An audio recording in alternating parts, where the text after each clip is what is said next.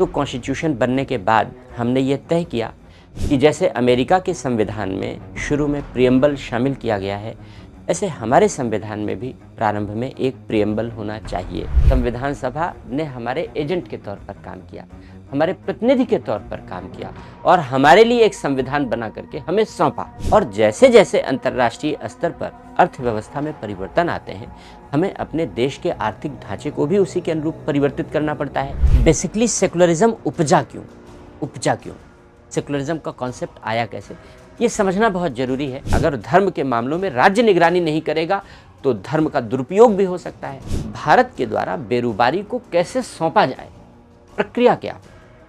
क्या सरकारी आदेश से सौंपा जा सकता है? क्या संसद के कानून से सौंपा जा सकता है? क्या संविधान संशोधन करना पड़ेगा इसके लिए? संभव की इस श्रृंखला में आपका फिर से स्वागत है और आज हम लोग प्रियम्बल उद्देशिका के विषय में अध्ययन करने जा रहे हैं। प्रत्येक संविधान के प्रारंभ में एक उद्देशिका होती है, एक प्रियम्बल होता है, या संविधान ही नहीं बल्कि प्रत्येक कानून के प्रारंभ में एक उद्देशिका होती है, प्रियम्बल होता है। और उद्देशिका यह बताती है कि यह कानून या यह संविधान क्यों बनाया गया है, क्योंकि संविधान भी देश का सर्वोच्च कानून है, इसलिए उद्देशिका भी इस सर्वोच्च कानून के उद्देश्यों को अभिव्यक्त करती है। हालांकि कहीं कहीं प्रियम्बल को या उद्देशिका को प्रस्तावना भी लिखा गया है, लेकिन वह तर्कसंगत अभिव्यक्ति नहीं है। हम लोग संविधान पढ़ रहे हैं या यूं कहें कि पॉलिटी अध्ययन कर रहे हैं, तो पॉलिटी का अध्ययन संविधान सम्मत होता है, संविधान के अनुसार होता है, इसलिए संविधान सम्मत शब्दावलियों का ही प्रयोग करेंगे। संविधान में प्रस्तावना शब्द का कहीं प्रयोग नहीं है, उद्देशिका शब्द का प्रयोग है। और संविधान में उद्देशिका शब्द का प्रयोग जानबूझकर किया गया है, बहुत पर्पसफुली किया गया है, क्योंकि उद्देशिका संविधान के उद्देश्यों को अभिव्यक्त करती है, इसलिए उद्देशिका है ये। और उद्देश्य प्रस्ताव का संशोधित रूप है, इसलिए उद्देशिका है ये। इसलिए हम इसे प्रस्तावना नहीं कहेंगे और प्रस्तावना के रूप में अभिव्यक्त नहीं करेंगे, उद्देशिका ही कहेंगे, उद्देशिका ही लिखेंगे।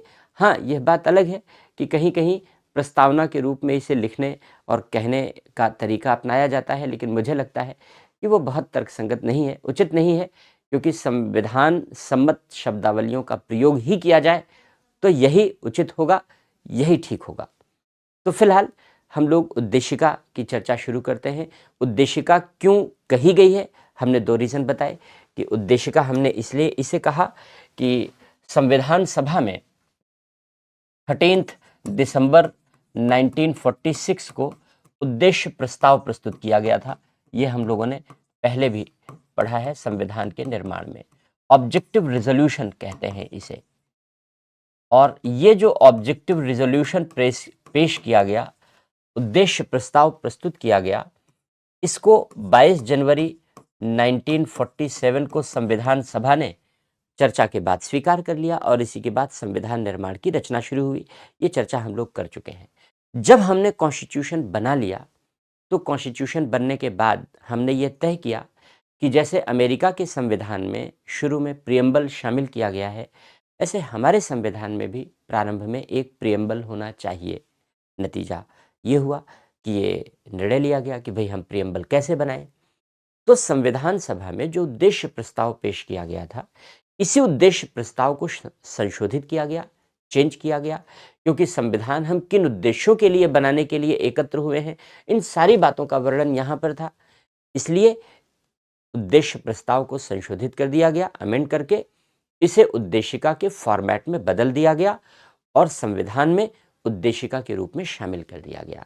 तो ये उद्देश्य प्रस्ताव का ही संशोधित रूप है, उद्देशिका है। तो उद्देशिका कहने के पीछे एक भाव है, हर शब्द को कहने के पीछे एक भाव होता है, इसलिए शब्दों की भावाभिव्यक्ति को ध्यान में रखते हुए हमें उद्देशिका ही प्रयोग करना चाहिए, प्रस्तावना प्रयोग नहीं करना चाहिए।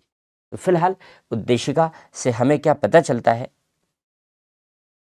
उद्देशिका जब हम पढ़ते हैं तो उद्देशिका से हमें बहुत सारे एलिमेंट्स, बहुत सारे घटकों के बारे में जानकारी मिलती है। पहली बात कि संविधान के अंतर्गत समस्त शक्तियों का स्रोत कौन है, कब स्वीकार किया गया संविधान, राज व्यवस्था का स्वरूप क्या है और उद्देश्य क्या है? कैसे पता चलता है? उद्देशिका को पढ़ने से पता चलता है। क्या कहती है उद्देशिका? उद्देशिका कहती है हम भारत के लोग क्या करते हैं हम भारत के लोग?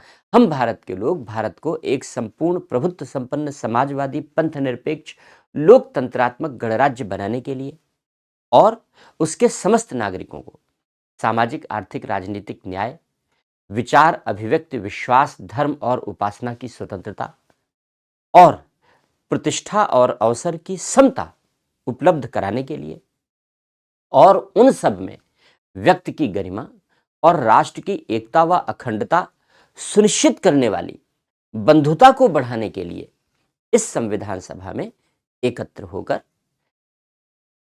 26 नवंबर 1949 को इस संविधान को एतद द्वारा अधिनियमित, अंगीकृत और आत्मार्पित करते हैं।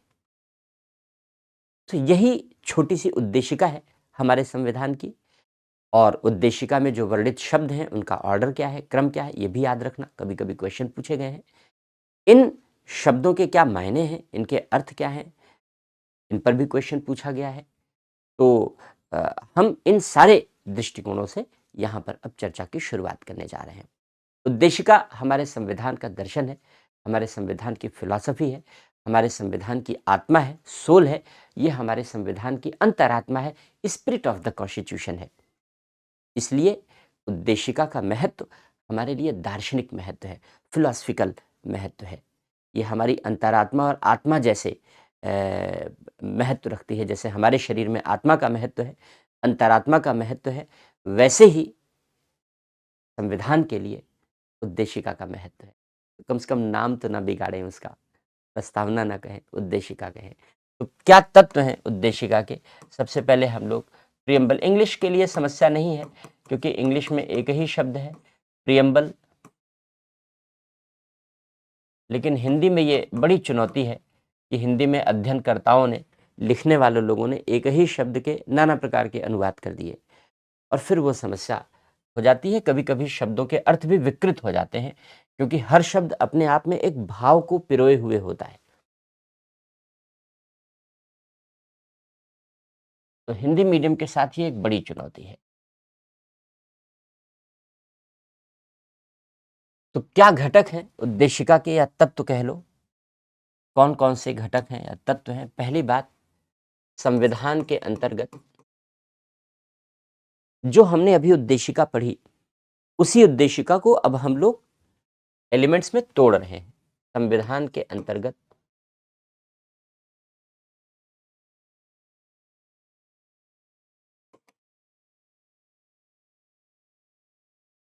समस्त शक्तियों का स्रोत। दूसरा,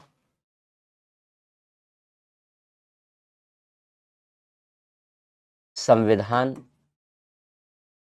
स्वीकार किए जाने की तिथि। हमने कब कॉन्स्टिट्यूशन को अडॉप्ट किया है, उस एडॉप्शन की तारीख बताई गई है यहां पर। संविधान या राज व्यवस्था भी कहते हैं, पॉलिटी, क्योंकि संविधान की प्रकृति या स्वरूप, हिंदी में बहुत सारे अर्थ मिल जाते हैं, नेचर। और चौथी बात, संविधान या राज व्यवस्था का उद्देश्य, ऑब्जेक्टिव ऑफ द कॉन्स्टिट्यूशन। तो ये चार चीजें उद्देशिका को पढ़ने से पता चलती हैं। कैसे पता चलती हैं हमने बताया, लिख लेते हैं फिर एक एक को एक्सप्लेन करते हैं। संविधान के अंतर्गत समस्त शक्तियों का स्रोत कौन है? भारत के लोग हैं। संविधान को कब स्वीकार किया गया? 26 नवंबर 1949 को। ये संविधान को स्वीकार करने की तिथि है जो प्रियम्बल में मेंशन है। और संविधान को लागू करने की तिथि ये प्रियम्बल में मेंशन नहीं है। ये कहाँ मेंशन है? ये भी कॉन्स्टिट्यूशन में लिखी है, लेकिन ये तारीख लिखी है आर्टिकल 394 में, अनुच्छेद 394 में लिखी है। कि संविधान को 26 जनवरी 1950 को लागू किया जाएगा। ये तारीख वहाँ लिखी है। तो राज व्यवस्था का स्वरूप या उद्देश्य क्या स्वरूप है? पहला है संपूर्ण प्रभुत्व संपन्न। तो संविधान को कैसा बनाना चाहते हैं? प्रभुत्व संपन्न बनाना चाहते हैं, सॉवरेन।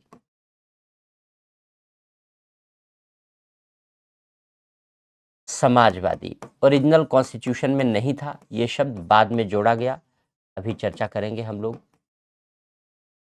पंथ निरपेक्ष,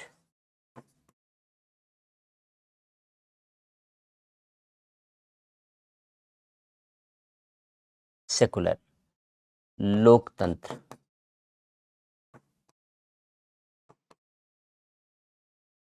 डेमोक्रेसी, गणराज्य,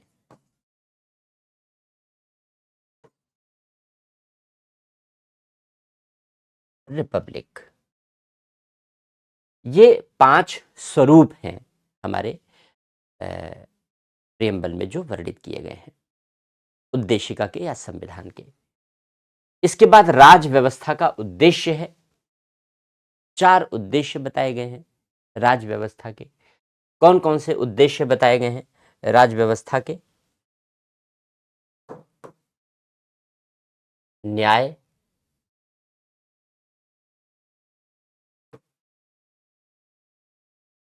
स्वतंत्रता, जस्टिस,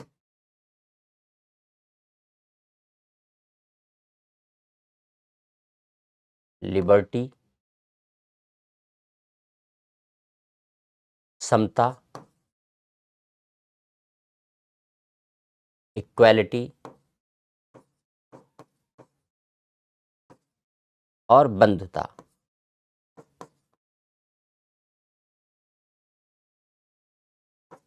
फ्रेटर्निटी। कैसा न्याय? सामाजिक, आर्थिक और राजनीतिक न्याय। कैसी स्वतंत्रता? विचार, अभिव्यक्ति, विश्वास, धर्म एवं उपासना की स्वतंत्रता। कैसी समता? प्रतिष्ठा एवं अवसर की समता। कैसी बंधुता? ऐसी बंधुता जो व्यक्ति की गरिमा, जो व्यक्ति की गरिमा को सुनिश्चित करे और राष्ट्र की एकता व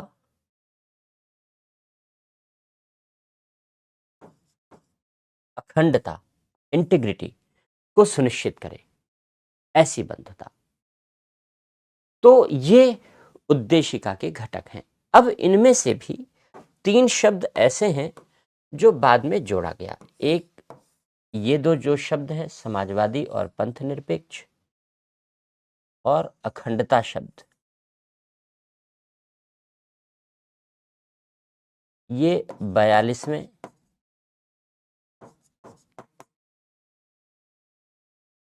संविधान संशोधन 1976 द्वारा जोड़े गए।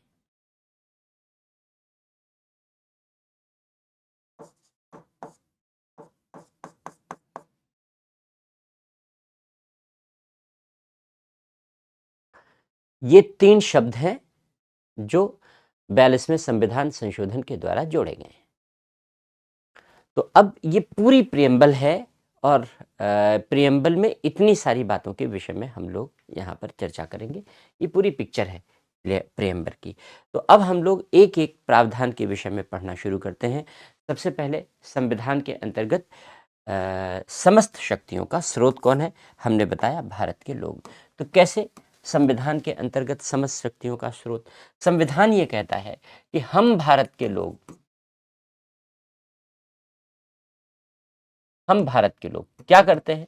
हम भारत के लोग इस संविधान को अधिनियमित करते हैं, अधिनियमित करते हैं, अंगीकृत करते हैं और आत्मार्पित करते हैं। आत्मार्पित करते हैं। 3 बातें, यानी जो पहला वाक्यांश है हम भारत के लोग, और जो अंतिम वाक्यांश है, हम दोनों को कनेक्ट कर रहे हैं। तो हम भारत के लोग इस संविधान को अधिनियमित करते हैं, इनैक्ट। इसका मतलब होता है कानून बनाना। कानून बनाने को अधिनियमित करना कहते हैं। संविधान देश का सर्वोच्च कानून है, तो इसे भी अधिनियमित किया गया। किसने अधिनियमित किया? हम भारत के लोग। यानी संविधान किसने बनाया? हम भारत के लोग। अगर क्वेश्चन पूछा जाए आपसे कि भारत का संविधान किसने निर्मित किया, तो भारत का संविधान किसने निर्मित किया? ऑप्शन दे दिया गया कि भारत के लोगों ने, संविधान सभा ने, डॉक्टर अंबेडकर ने, विभिन्न समितियों ने, इस तरीके के ऑप्शन अगर दे दिए गए, ड्राफ्ट कमेटी ने, तो हमारा आंसर क्या होगा? हमारा आंसर होगा भारत के लोग। संविधान किसने बनाया? हमने बनाया। तो फिर संविधान सभा ने क्या किया? संविधान सभा ने हमारे एजेंट के तौर पर काम किया, हमारे प्रतिनिधि के तौर पर काम किया, और हमारे लिए एक संविधान बना करके हमें सौंपा। ये काम संविधान सभा ने किया। तो संविधान किसने बनाया? हमने। हमने मतलब भारत के लोगों ने बनाया। तो संविधान भारत के लोगों ने बनाया, इसका आंसर ये होगा। अब देखो, इसके अलावा हमने क्या किया? पहली चीज तो ये है, संविधान हमने बनाया, अंगीकृत, एडॉप्ट भी किया, हम ही ने बनाया, हम ही ने स्वीकार कर लिया संविधान को, और आत्मार्पित,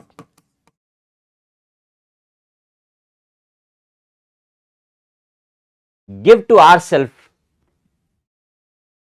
हम ही ने संविधान को बनाया, अधिनियमित किया, हम ही ने संविधान को अंगीकृत किया, स्वीकार करना, अंगीकरण करना, स्वीकार करना, और आत्मार्पित मतलब स्वयं को सौंप देना। स्वयं को सौंप देना। तो हम ही ने संविधान को बनाया, हम ही ने संविधान को स्वीकार कर लिया, और हम ही ने संविधान को स्वयं सौंप दिया। इसका मतलब क्या है? इसका मतलब यह है कि सारी सत्ता हम में निहित है, सर्वोच्च शक्ति हम में निहित है। हम ही बना रहे हैं, हम ही स्वीकार कर रहे हैं, हम ही अपने को अर्पण कर दे रहे हैं। हम जब मंदिर जाते हैं तो हम भगवान को अर्पण करते हैं, त्वदीय वस्तु गोविंदम तुभ्यमो समर्पयेत्। भगवान आपकी बनाई हुई वस्तु है, आपको समर्पित है। लेकिन यहां तो हम ही ने संविधान बनाया है, इसलिए स्वयं को समर्पयेत्, स्वयं को ही समर्पण किया जा रहा है। तो सर्वोच्च शक्ति, अगर हमने लिखा संविधान के अंतर्गत समस्त शक्तियों का स्रोत कौन है? भारत के लोग हैं। भारत के लोग हैं। इसका मतलब यह है कि हमने सारी शक्तियां किसमें निहित कर रखी हैं? भारत में समस्त शक्तियां किसमें निहित हैं? लोगों में। भारत में समस्त शक्तियां किसमें निहित हैं? लोगों में। और जब हम कहते हैं कि समस्त शक्तियां लोगों में निहित है, तो इसको हम कहते हैं लोक संप्रभुता है भारत में। लोक संप्रभुता है भारत में। लोक संप्रभुता है, यानी सर्वोच्च शक्ति, संप्रभुता, सर्वोच्च शक्ति किसमें निहित है? लोगों में निहित है। तो भारत में सर्वोच्च शक्ति, सुप्रीम पावर लोगों में निहित है, इसलिए लोक संप्रभुता का सिद्धांत अपनाया गया है। तो संविधान के अंतर्गत समस्त शक्तियों का स्रोत भारत के लोग हैं, क्योंकि समस्त शक्तियां भारत में हैं। ये एक दार्शनिक अभिव्यक्ति है, भावाभिव्यक्ति है, हमने कहा, क्योंकि व्यवहार में हम लोग कहें कि अच्छा सारी शक्ति हम में है, चलो दिल्ली चलते हैं, तो अब ये व्यवहार में तो संभव नहीं है कि 150 करोड़ लोग दिल्ली पहुंच जाए। तो ये एक भावाभिव्यक्ति है, ये एक दार्शनिक अभिव्यक्ति है, और यह दर्शाती है कि सर्वोच्च शक्ति हम में निहित है।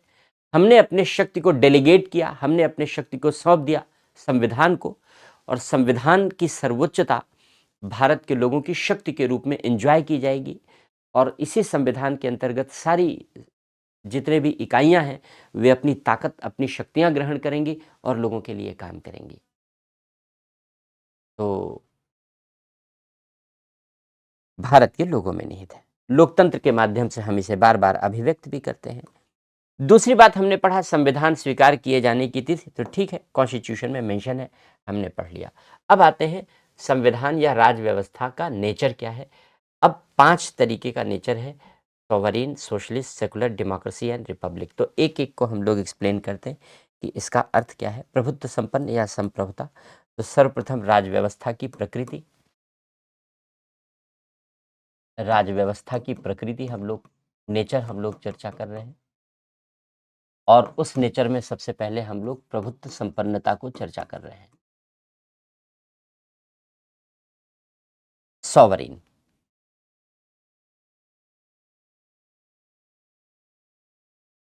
प्रभुत्व संपन्नता को पढ़ा। तो देखो, जो संविधान है या राज व्यवस्था है, शक्ति का प्रयोग वहां कैसे किया जा रहा है, इस आधार पर मोटे तरीके से 3 भागों में हम लोग वर्गीकृत कर सकते हैं, बांट सकते हैं। राज व्यवस्था या संविधान कह लो, इस आधार पर राजनीतिक शक्ति के प्रयोग के आधार पर। राजनीतिक शक्ति का मतलब क्या है? राजनीतिक शक्ति का मतलब है निर्णय लेना, नीतियां बनाना, कानून बनाना, इन्हें लागू करवाना, यही राजनीतिक शक्तियां हैं, पॉलिटिकल पावर है। तो इन राजनीतिक शक्तियों के प्रयोग के आधार पर जो राज व्यवस्था होती है वो 3 भागों में बंट जाती है। एक को कहते हैं औपनिवेशिक,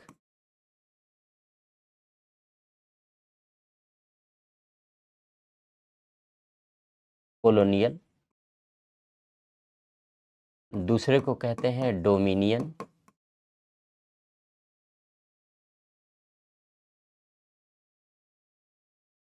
अधिराज्य भी कहते हैं। इंग्लिश में डोमिनियन ही लिखो क्योंकि हिंदी में न जाने क्या शब्द लिख दें, बहुत ही चिंता रहती है हिंदी वालों को लेकर के, बड़ा डर लगता है हिंदी में लिखने वालों को लेकर, क्योंकि ज्ञान का प्रदर्शन करने के चक्कर में कुछ भी वो अर्थ का अनर्थ कर देते हैं, कुछ भी शब्द लिख देते हैं। प्रभुत्व संपन्न, तो एक ही शब्द के अलग अलग एक ही कॉन्सेप्ट के अलग अलग शब्द मिलने लगते हैं, ये बेहद चिंता की बात है। एक मानक शब्दावली नहीं है, जबकि जैसे इंग्लिश में जो कॉन्सेप्ट जन्मे उनकी एक मानक शब्दावली है कि हम प्रभुत्व संपन्न कह रहे हैं तो उसके लिए एक ही शब्द है, सॉवरीन ही है, कोई दूसरा शब्द नहीं है। लेकिन हिंदी में प्रभुत्व संपन्नता भी कहेंगे, संप्रभुता भी कहेंगे, तो फिर संकट होने लगता है। तो मानक शब्दावली हो तो ज़्यादा बेहतर है। फिलहाल देखते हैं कब कौन कैसे इस पर वर्क करता है, विकसित करता है इसे, इस पर ध्यान देने की आवश्यकता है। औपनिवेशिक, कॉलोनियल, तो हमने बताया कि जो राज व्यवस्था है यानी सरकारों की व्यवस्था, राज व्यवस्था किसे कहते हैं? सरकारों की व्यवस्था। हमारे देश में सरकार कैसे बनती है, सर, उसी को राज व्यवस्था कहते हैं। संविधान है हमारा, उसी संविधान के आधार पर सरकारों की व्यवस्था काम करती है। तो संविधान या राज व्यवस्थाएं 3 तरीके से बनती हैं कि नीतियां कैसे बनाई जा रही हैं, निर्णय कैसे लिए जा रहे हैं, कानून कैसे बनाए जा रहे हैं, इस आधार पर। तो अगर नीतियां बनाने में वहां की सरकार को कोई पावर नहीं है, कोई शक्ति नहीं है, बल्कि शक्ति विदेशी हाथों में है, तो उसे कॉलोनियल कहते हैं, औपनिवेशिक कहते हैं। जब निर्णय की शक्ति यानी नीतियां बनाने, निर्णय लेने की शक्ति विदेशी सत्ता में निहित हो, जैसे भारत 15 अगस्त 1947 से पहले, आसान सी बात है ये समझना। जिसको हम लोग कहते हैं कि भारत अंग्रेजों के अधीन था, अंग्रेजों का गुलाम था। 15 अगस्त 1947 के पहले कितना चिंताजनक बात थी। इतना संपन्न देश, इतना प्रभावशाली देश, इसी देश के कुछ लोगों की नाकामियों और लालच की बदौलत बाहरी हमलों का शिकार हो गया और अंततः गुलाम हो गया। बचने की जरूरत है ऐसे लोगों से, पहले भी थे, आज भी है। तो जब निर्णय की शक्ति विदेशी सत्ता में निहित हो, दूसरे देशों में निहित हो, तो हम उसे औपनिवेशिक कहते हैं, गुलाम देश कहते हैं। तो भारत ब्रिटेन का उपनिवेश था, इसे कहा जाता है कि भारत ब्रिटेन का उपनिवेश था, कॉलोनी थी, और भारत के बारे में सारे निर्णय लेने की शक्ति ब्रिटेन के पास थी। हम आजाद हो गए 15 अगस्त 1947। आजादी के बाद हमने पहले ही संविधान बनाने की शुरुआत कर दी थी, हम लोगों ने पढ़ा है 1946 में ही। लेकिन आजादी के बाद अंग्रेजों ने हमें जो सत्ता सौंपी, उन्होंने कहा कि भाई सरकार तुम बना लो और चला लो। तो सरकार हमने बना ली, और हमारे यहाँ सरकार के मुखिया पंडित नेहरू बन गए। हम सब जानते हैं, पंडित नेहरू प्रधानमंत्री बन गए, सरकार के मुखिया बन गए। निर्णय लेने का अधिकार हमें मिल गया, नीतियां बनाने का अधिकार हमें मिल गया। लेकिन देश का मुखिया कौन होगा, ये बात अंग्रेजों ने अभी भी अपने हाथ में रखी, हमें नहीं सौंपी। यानी भारत का मुखिया कौन होगा? सरकार का मुखिया तो नेहरू बन गए, पंडित नेहरू को प्रधानमंत्री बना दिया गया, वो सरकार के मुखिया बन गए। लेकिन राष्ट्र का मुखिया, भारत का मुखिया, अंग्रेजों ने कहा हम ही रहेंगे। यानी जो आजादी मिली वो पूरी नहीं थी। इसको कहते हैं डोमिनियन, अधिराज्य। कैसे लिखते हैं? जब निर्णय की शक्ति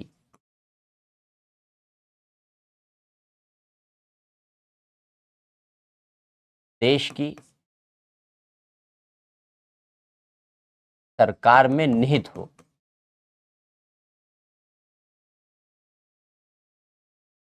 किंतु औपचारिक रूप से, औपचारिक मतलब केवल कहने के लिए, नाम मात्र के लिए, कानूनी रूप से, वास्तविक रूप में नहीं, किंतु औपचारिक रूप से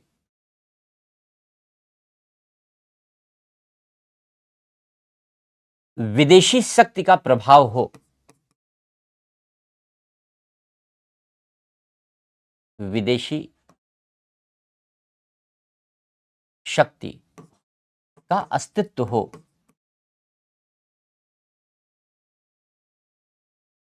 औपचारिक केवल कहने के लिए होगा, केवल कहने के लिए होगा, उसका कोई हस्तक्षेप नहीं होगा। हम अपनी सरकार खुद बनाएंगे, चलाएंगे, अपने हिसाब से निर्णय लेंगे, लेकिन केवल कहने के लिए ही सही, दिखाने के लिए ही सही, यानी औपचारिक रूप से एक विदेशी सत्ता हो, उसका अस्तित्व हो।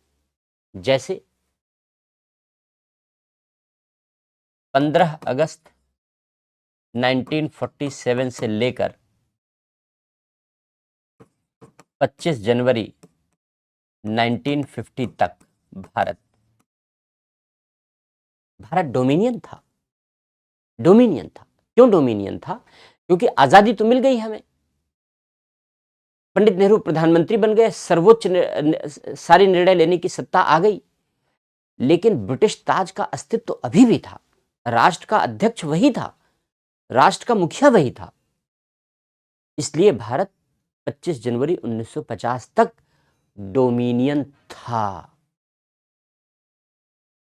लेकिन ये तो अच्छी बात नहीं थी।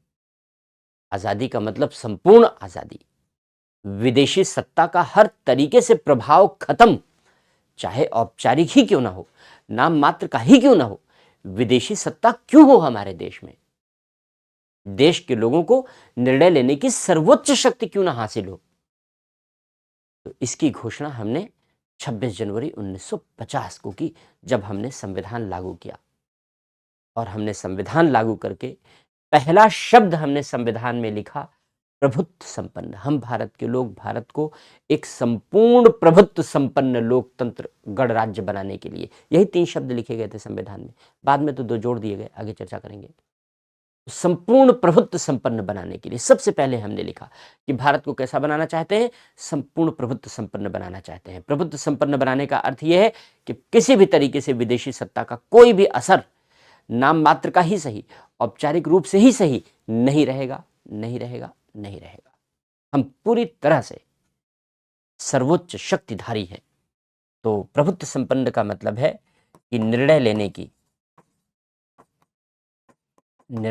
की सर्वोच्च एवं अंतिम शक्ति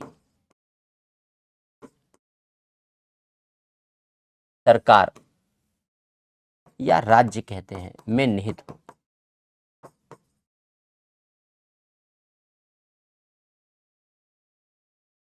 निर्णय लेने की सर्वोच्च शक्ति सरकार में निहित हो, अंतिम शक्ति सरकार में निहित हो, एवं किसी विदेशी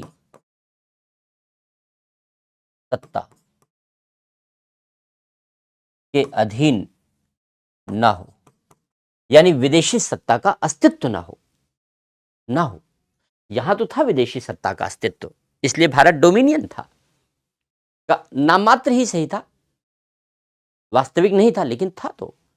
लेकिन प्रभुत्व संपन्नता में जब निर्णय लिया जाता है तो निर्णय लेने की सर्वोच्च और अंतिम शक्ति सरकार में निहित हो जाती है, राज्य में निहित हो जाती है, और किसी भी विदेशी सत्ता के अधीन नहीं रह जाता। वो किसी भी विदेशी सत्ता का प्रभाव नहीं रह जाता, किसी भी विदेशी सत्ता का प्रभाव नहीं रह जाता। तो हमने अपने आप को संपूर्ण प्रभुत्व संपन्न घोषित कर दिया। अब एक सवाल यहां ये उठता है कि भाई हम अंतर्राष्ट्रीय संगठनों के सदस्य भी हैं, आईएमएफ के हैं, वर्ल्ड बैंक के हैं, संयुक्त राष्ट्र संघ के हैं, और संगठनों के सदस्य होने के नाते उनकी बात भी मानते हैं। जैसे अभी आपने कोविड का संकट देखा होगा, सारा प्रोटोकॉल वही फॉलो होता था जो डब्ल्यूएचओ डिक्लेयर करता था, बताता था। तो हम अंतर्राष्ट्रीय संगठनों की बात तो मानते हैं। क्या अंतर्राष्ट्रीय संगठनों की बात मानना हमारी प्रभुत्व संपन्नता की संकल्पना को क्षति पहुंचाता है? क्योंकि उसमें तो विदेशी, या यूं कहें कि पाश्चात्य देशों का प्रभाव होता है, उनकी बड़ी भूमिका होती है। तो आंसर है नहीं। पंडित नेहरू ने संविधान सभा में इसका जवाब दिया जब कॉमनवेल्थ की मेंबरशिप ली गई। तो उन्होंने कहा कि विदेशी संगठनों की सदस्यता हम इसलिए ले रहे हैं क्योंकि भारत विकास करना चाहता है, और इन विदेशी संगठनों की सदस्यता लेने से हम अंतर्राष्ट्रीय स्तर पर अपना प्रभावी तरीके से विकास कर सकते हैं। तो भारत विकास करना चाहता है, इसलिए अंतर्राष्ट्रीय संगठनों की सदस्यता ग्रहण कर रहा है।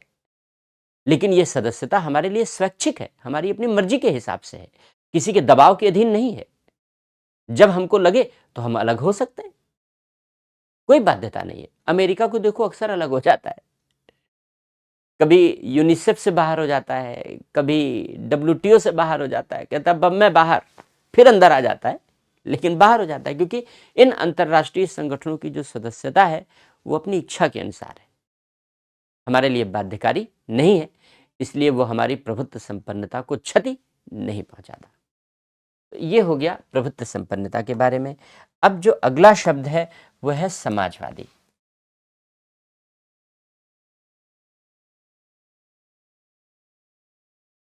सोशलिस्ट। ओरिजिनल कॉन्स्टिट्यूशन में नहीं था ये शब्द, हम लोग जानते हैं, अभी हमने लिखा था कि 42nd कॉन्स्टिट्यूशनल अमेंडमेंट 1976 द्वारा जोड़ा गया है। कॉन्स्टिट्यूशनल अमेंडमेंट 1976 के द्वारा जोड़ा गया, काफ़ी विवादों में रहा। क्या है समाजवाद? बेसिकली जब हम लोग सरकार या राज व्यवस्था का स्वरूप आर्थिक आधार पर घोषित करते हैं, तो ये आर्थिक आधार है।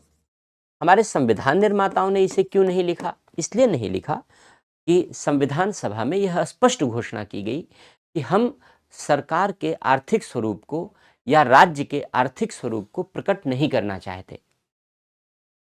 हम राज्य के, राज व्यवस्था के, सरकारों के आर्थिक स्वरूप को प्रकट नहीं करना चाहते। क्यों नहीं करना चाहते? क्योंकि अंतर्राष्ट्रीय स्तर पर अर्थव्यवस्था में तीव्र गति से बदलाव आते हैं, परिवर्तन आते हैं, और जैसे-जैसे अंतर्राष्ट्रीय स्तर पर अर्थव्यवस्था में परिवर्तन आते हैं, हमें अपने देश के आर्थिक ढांचे को भी उसी के अनुरूप परिवर्तित करना पड़ता है, अन्यथा हम पीछे रह जाएँगे। और अगर हम संविधान में आर्थिक ढांचे को बाँध दें, तो हमें सीमाओं का, बाधाओं का सामना करना पड़ेगा और संविधान संशोधन भी करना पड़ सकता है। इसलिए संविधान निर्माताओं ने यह निर्णय कार्य करने वाली सरकारों पर छोड़ दिया कि समय-समय पर जैसा आर्थिक ढांचा अंतर्राष्ट्रीय परिस्थितियों के अनुरूप उपयुक्त लगे, वैसा आर्थिक ढांचा वे भारत के लिए अपना लें। तो उन्होंने आर्थिक स्वरूप को संविधान में निर्धारित ही नहीं किया, और चूंकि आर्थिक स्वरूप के रूप में समाजवाद को शामिल कर दिया गया, इसलिए यह आलोचनाओं का केंद्र बना और आज नित्य प्रति इसका उल्लंघन होता है, लेकिन स्वरूप का, उद्देश्य का नहीं। अर्थ क्या है, समझते हैं पहले। तो मोटे तौर पर दो तरीके की व्यवस्थाएं होती हैं, या दो तरीके की व्यवस्था थी जब हम लोग आजाद हुए। एक पूंजीवादी व्यवस्था थी, कैपिटलिस्ट स्टेट, और दूसरा समाजवादी, सोशलिस्ट। दोनों आर्थिक अवधारणाएं हैं, और आर्थिक रूप में पूंजीवादी अवधारणा उसे कहते हैं जहां आर्थिक संसाधनों पर या उत्पादन के संसाधनों पर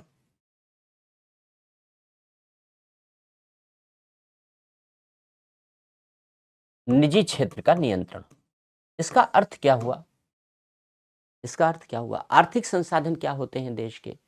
उत्पादन के संसाधन क्या होते हैं? बहुत सारी चीजें हैं। मोटे तौर पर हम लोग जिन मूलभूत आर्थिक संसाधनों की बात करते हैं, जमीन, भूमि, जमीन, जंगल, खान, खनिज, उद्योग, यही है जो हमारे आर्थिक संसाधन कहलाते हैं। इन्हीं से हमारे यहाँ उत्पादन बढ़ता है, इन्हीं से हमारे यहाँ आय होती है, इसी से लोगों की आजीविका चलती है। तो ये आर्थिक संसाधन कहलाते हैं। तो जहां ऐसे संसाधनों पर निजी क्षेत्रों का नियंत्रण हो, प्राइवेट सेक्टर कंट्रोल करता हो, वो पूंजीवादी देश है, जैसे अमेरिका। समाजवादी, जहां आर्थिक संसाधनों पर राज्य का नियंत्रण हो, लेकिन जहां ऐसे संसाधन, जमीन, जंगल, खान, खनिज, उद्योग, यही सब, जहां ऐसे संसाधनों को स्टेट कंट्रोल करता हो, राज्य यानी सरकार, उस देश की सरकार कंट्रोल करती हो, राज्य कंट्रोल करता हो, तो उसे हम समाजवादी अर्थव्यवस्था कहते हैं, समाजवादी राज्य कहते हैं। जैसे पूर्व सोवियत संघ समाजवादी था। तो जब हम स्वतंत्र हुए, तो हमारे सामने ये दो मॉडल थे। हमें किस ओर जाना चाहिए? हमें लगा दोनों चीज़ें हमारे लिए ठीक नहीं है। पूंजीवादी मॉडल तो ठीक ही नहीं है, क्योंकि भारत की जनसंख्या बहुत ज़्यादा गरीब थी, कल्याण के लिए काम करना था। समाजवादी मॉडल उपयुक्त मॉडल था, लेकिन पूर्ण रूप से समाजवादी मॉडल भी नहीं अपना सकते, क्योंकि सरकारों के पास इतना पैसा नहीं कि सब सरकारें ही कर डालें, और निजी क्षेत्रों ने भी देश के विकास में महत्वपूर्ण भूमिका स्वतंत्रता के पहले ही निभानी शुरू कर दी थी। हम लोग टाटा बिरला प्लान, या जिसे बॉम्बे प्लान कहते हैं, 1944 समझते हैं। तो टाटा, बिरला, तमाम ऐसे उद्योगपति थे जिन्होंने आज़ादी के पहले से ही देश के विकास में अपनी भूमिका निभानी शुरू कर दी थी, तो हम उनको भी इग्नोर नहीं कर सकते थे। तो सबका साथ, सबका विकास, सबको साथ लेकर के चलें देश में, इसके लिए हमने मिश्रित अर्थव्यवस्था अपनाई।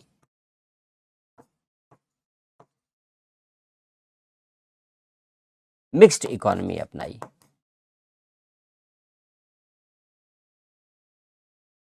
और मिक्स्ड इकोनॉमी में हम लोगों ने निजी क्षेत्र, राज्य यानी सरकार प्लस निजी क्षेत्र,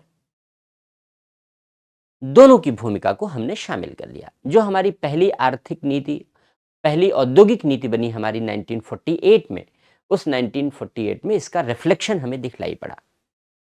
तो इसके बाद जो हमारी आर्थिक और औद्योगिक नीतियां बनती गई, उनमें हम इन्हीं बातों को रिफ्लेक्ट करते गए कि भाई हमारे यहाँ मिश्रित अर्थव्यवस्था अपनाई गई है, सरकार और निजी क्षेत्र दोनों मिलकर काम करेंगे।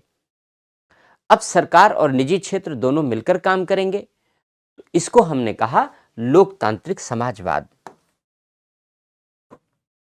इसको हमने नाम दिया या इसको लोकतांत्रिक समाजवाद कहा जाता है।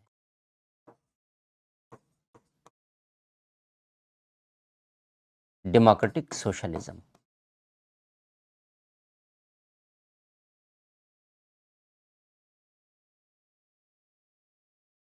तो भारत ने इस प्रकार लोकतांत्रिक समाजवाद की अवधारणा को अपना लिया, डेमोक्रेटिक सोशलिज्म को अपना लिया और हमने देश में विकास की गति को आगे बढ़ाना शुरू कर दिया।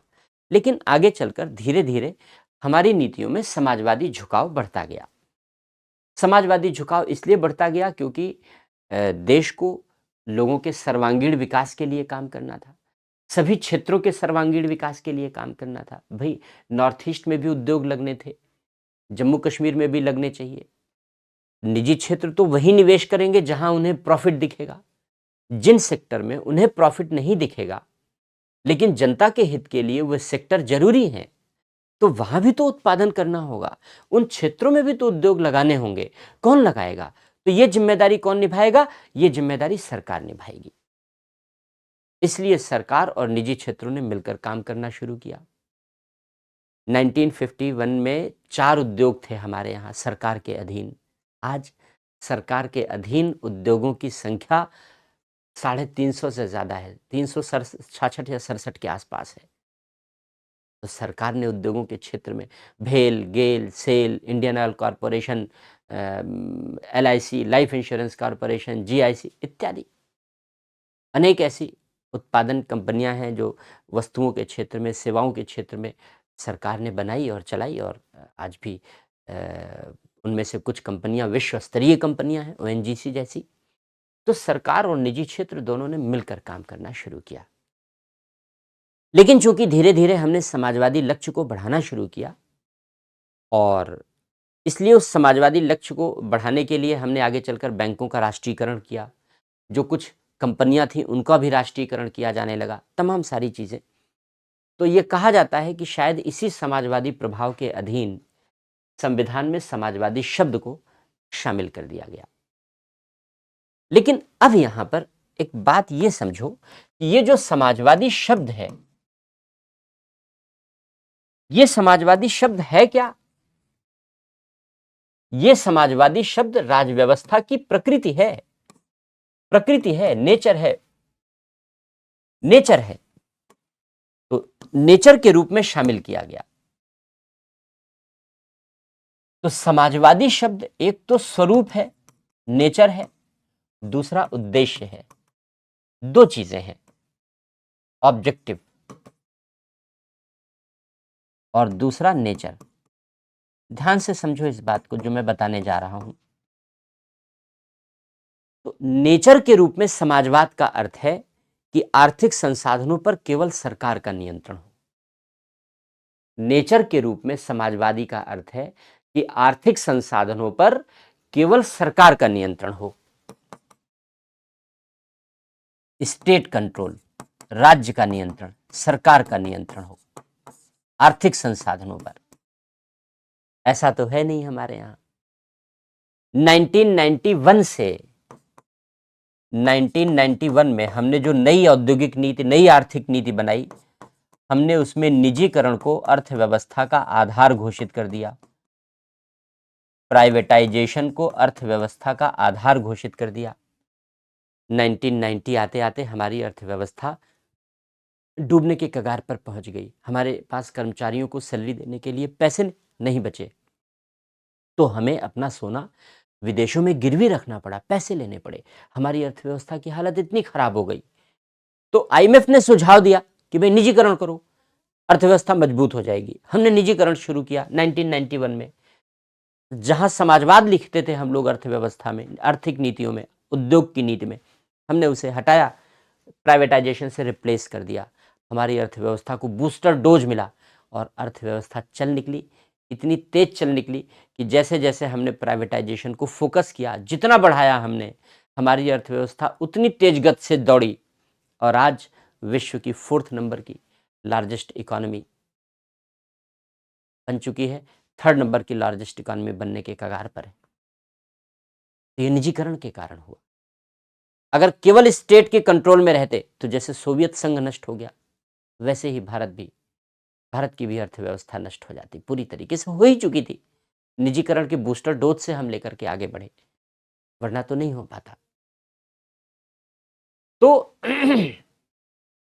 1991 से जो समाजवादी स्वरूप है उसका निरंतर उल्लंघन हो रहा है, निरंतर उल्लंघन हो रहा है, क्योंकि हम निजीकरण को बढ़ावा दे रहे हैं, राज्य के कंट्रोल को नहीं, राज्य के कंट्रोल को कम कर रहे हैं। अब प्राइवेट ट्रेन भी चलने लगी, तेजस प्राइवेट ट्रेन है। अब रक्षा के क्षेत्र में प्राइवेट कंपनियां भी उत्पादन करने लगी, पहले केवल सरकार उत्पादन करती थी, प्राइवेट कंपनियां भी उत्पादन करने लगी। तो तेजी से उत्पादन बढ़ रहा है, भारत आत्मनिर्भर बन रहा है। प्राइवेट क्षेत्रों की भूमिका के कारण सड़कें, हाईवे, एक्सप्रेसवे, एयरपोर्ट, सब कुछ तो प्राइवेट की भागीदारी से बन रहा है। तो समाजवादी स्वरूप के रूप में निरंतर उल्लंघन हो रहा है 1991 के बाद से। 1991 के बाद से निरंतर उल्लंघन हो रहा है। तो आप कहेंगे ये तो संविधान में लिखा है, क्यों उल्लंघन कर रहे हैं? न्यायालय नहीं जा सकते? नहीं जा सकते। क्यों? क्योंकि उद्देशिका न्याय योग्य नहीं होती। ये उद्देशिका की विशेषता है कि उद्देशिका में लिखे गए शब्दों के आधार पर न्यायालय में मुकदमेबाजी नहीं होगी। फिलॉसफी है, सोल है, स्पिरिट है, नहीं होगी, तो इसलिए नहीं जा सकते। एक बात। दूसरी बात, उच्चतम न्यायालय ने स्वयं अपने ऊपर रोक लगा रखी है कि वह सरकार की आर्थिक नीतियों की समीक्षा नहीं करेगा, उसी भावना को ध्यान में रखते हुए जिस भावना को संविधान निर्माताओं ने अडॉप्ट किया था कि आर्थिक स्वरूप हम सरकार का निर्धारित नहीं करेंगे, सरकारों को खुद निर्धारित करना होगा, क्योंकि अंतर्राष्ट्रीय व्यवस्था के अनुरूप तय करना होता है। तो इसलिए समाजवादी शब्द आलोचना के केंद्र में रहा, क्योंकि समाजवादी जो शब्द है वो स्वरूप के रूप में शामिल किया गया, और स्वरूप के रूप में इसका मतलब होता है सब कुछ स्टेट के कंट्रोल में हो, निजी क्षेत्रों की भूमिका ना हो, और जबकि आज निजी क्षेत्रों की ही भूमिका सर्वोपरि है, इसलिए इसका निरंतर उल्लंघन हो रहा है, इसका विरोध हो रहा है। लेकिन समाजवाद का एक दूसरा पहलू है उद्देश्य, कि समाजवादी उद्देश्य क्या है। एक मुकदमा था सुप्रीम कोर्ट में, डीएस नकरा बनाम भारत संघ। उस डीएस नकरा बनाम भारत संघ के मामले में उच्चतम न्यायालय ने समाजवादी उद्देश्य को अभिव्यक्त किया, और न्यायालय ने कहा कि जो समाजवादी उद्देश्य है वह है गरीबों का उत्थान, कमजोर वर्गों का उत्थान। डीएस नकरा बनाम भारत संघ के मामले में उच्चतम न्यायालय ने कहा कि समाजवादी उद्देश्य होता है कमजोर वर्गों का उत्थान, उन्हें सामाजिक सुरक्षा की गारंटी देना, और ये उद्देश्य हमारे संविधान का प्रारंभ से है और आज भी है, आज भी है। और ये समाजवादी उद्देश्य नीति निर्देशक तत्वों में समाहित हैं पूर्ण रूप से। जब पढ़ेंगे हम लोग directive principles of state policies, तो हम वहाँ पर आपको बताएंगे। कमज़ोर वर्गों के उत्थान का जो लक्ष्य हमने रखा है वो नीति निर्देशक तत्वों के माध्यम से अभिव्यक्त किया गया है, प्रकट किया गया है। तो इसलिए हमारा जो समाजवादी उद्देश्य है ये तो बना हुआ है, ये विद्यमान है, ये मौजूद है, ये बना हुआ है, लेकिन समाजवादी स्वरूप का उल्लंघन हो रहा है। तो स्वरूप संविधान में स्वरूप के रूप में शामिल किया गया है, उद्देश्य आज भी है। और उच्चतम न्यायालय ने कहा डीएस नकरा के मामले में कि भारतीय समाजवाद का लक्ष्य गरीबों, कमज़ोर वर्गों के जीवन स्तर को ऊंचा उठाना है, उन्हें ही नहीं उठा देना है, उनके जीवन स्तर को ऊंचा उठाना है और उन्हें सामाजिक सुरक्षा की गारंटी देना है। इस अर्थ में भारतीय समाजवाद मार्क्सवाद और गांधीवाद का अनोखा मिश्रण है, जो गांधीवाद की ओर झुका हुआ है। मार्क्स कहता था सब कुछ राज्य देखे, जनता के हितों की देखरेख राज्य करे, यानी हालांकि बाद में तो वो राज्य विहीन और वर्ग विहीन समाज की बात करता है, लेकिन एक दौर में वो पहले राज्य की बात करता है।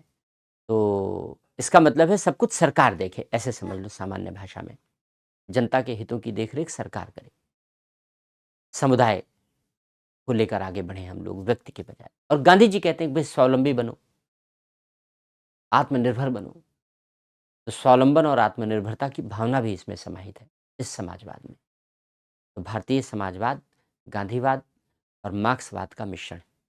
दोनों एक ऐसे राज्य की कल्पना करते हैं जहां समुदाय ही सब कुछ भूमिका निभाए, राज्य का कंट्रोल ना रह जाए।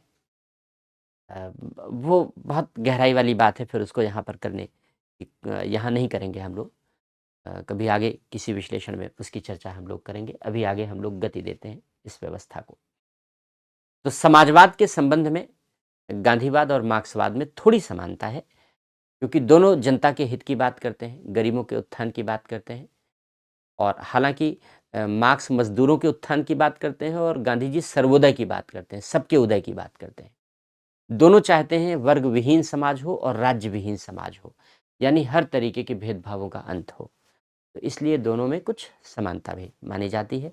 इसीलिए हमारे उच्चतम न्यायालय ने कहा कि जो भारतीय समाजवाद है वो मार्क्सवाद और गांधीवाद का अनोखा मिश्रण है, लेकिन झुका गांधीवाद की ओर है, मार्क्सवाद की ओर नहीं। तो उच्चतम न्यायालय में इसको लेकर के याचिका भी दायर की गई कि संविधान से निकाल दिया जाए, लेकिन उच्चतम न्यायालय ने कहा कि भाई देखो, संविधान में समाजवादी लक्ष्य तो हमारा बना ही हुआ है, क्योंकि कमज़ोर वर्गों का उत्थान है हमारा लक्ष्य, बने रहने दो। बलराम सिंह का केस है, बलराम सिंह बनाम भारत सिंह के मामले में उच्चतम न्यायालय ने इसे मेंटेन किया। तो ये समाजवादी शब्द है, यानी नेचर का उल्लंघन हो रहा है, लक्ष्य का नहीं, लक्ष्य बना हुआ है। अब अगला शब्द आता है पंथ निरपेक्ष। ये भी बड़ा विवादों में रहा। सेकुलर।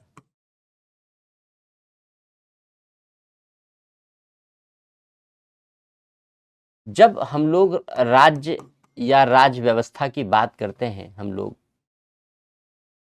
या सरकार की बात करते हैं, तो राज व्यवस्था मोटे तौर पर दो भागों में बंट जाती है, तीन भागों में धर्म के आधार पर बंट जाती है। एक है निरीश्वरवादी राज्य, धर्म के आधार पर।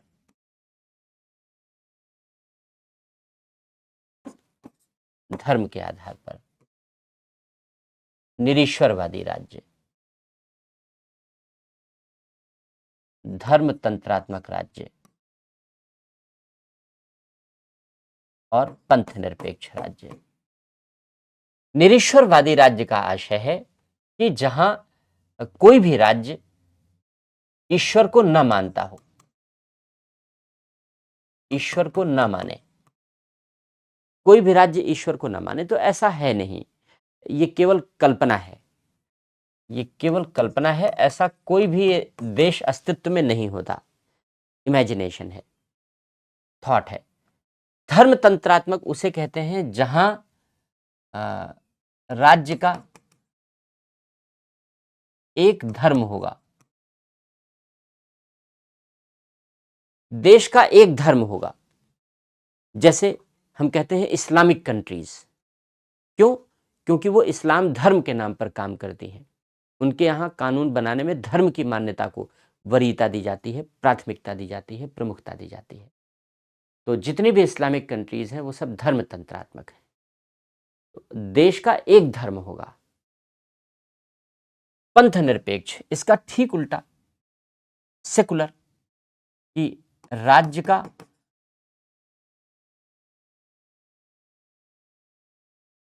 कोई धर्म नहीं होगा, धर्म व्यक्ति का विषय होगा, धर्म व्यक्ति का विषय होगा, राज्य का विषय नहीं होगा, राज्य का कोई धर्म नहीं होगा। और राज्य सभी धर्मों का आदर, पोषण और संरक्षण करेगा। समान आदर,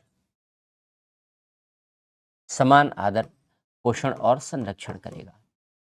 इसको कहते हैं पंथ निरपेक्षता, कि राज्य का कोई धर्म नहीं होगा, बल्कि राज्य सभी धर्मों का समान आदर, पोषण और संरक्षण करेगा। अब राज्य का कोई धर्म नहीं होगा तो तमाम देश हैं, जैसे भारत है, अमेरिका है, फ्रांस है, इत्यादि। ये सब पंथ निरपेक्ष हैं। और धर्मतंत्रात्मक जैसे पाकिस्तान है, बांग्लादेश है। अब अपने हाथों से क्यों गलत गलत चीज़ लिखें? पाकिस्तान का नाम लिखना अच्छी बात नहीं है, बेहद खराब देश है ना। उस नीति पर काम करता है कि ना तो चैन से बैठेंगे ना चैन से बैठने देंगे। ना चैन से बैठता है ना दूसरे को चैन से बैठने देता है। अजीबोगरीब हरकत है उसकी। तो राज्य का कोई धर्म नहीं होगा, उसे हम लोग सेकुलरिज्म कहते हैं, पंथ निरपेक्षता कहते हैं। तो भारत पंथ निरपेक्ष देश है।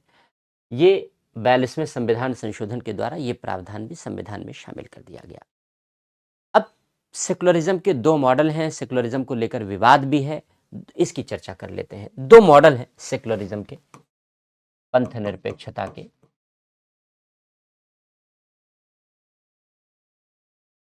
एक है पाश्चात्य मॉडल,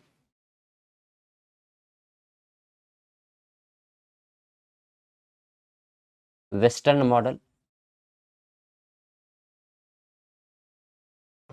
और दूसरा है भारतीय मॉडल, इंडियन मॉडल। ये दो अलग अलग मॉडल हैं सेकुलरिज्म के। सेकुलरिज्म के दो अलग अलग मॉडल हैं। पाश्चात्य मॉडल जैसे अमेरिका, फ्रांस, ये सभी पाश्चात्य मॉडल के एग्जाम्पल हैं। ये मॉडल राज्य की धर्म से दूरी पर आधारित है।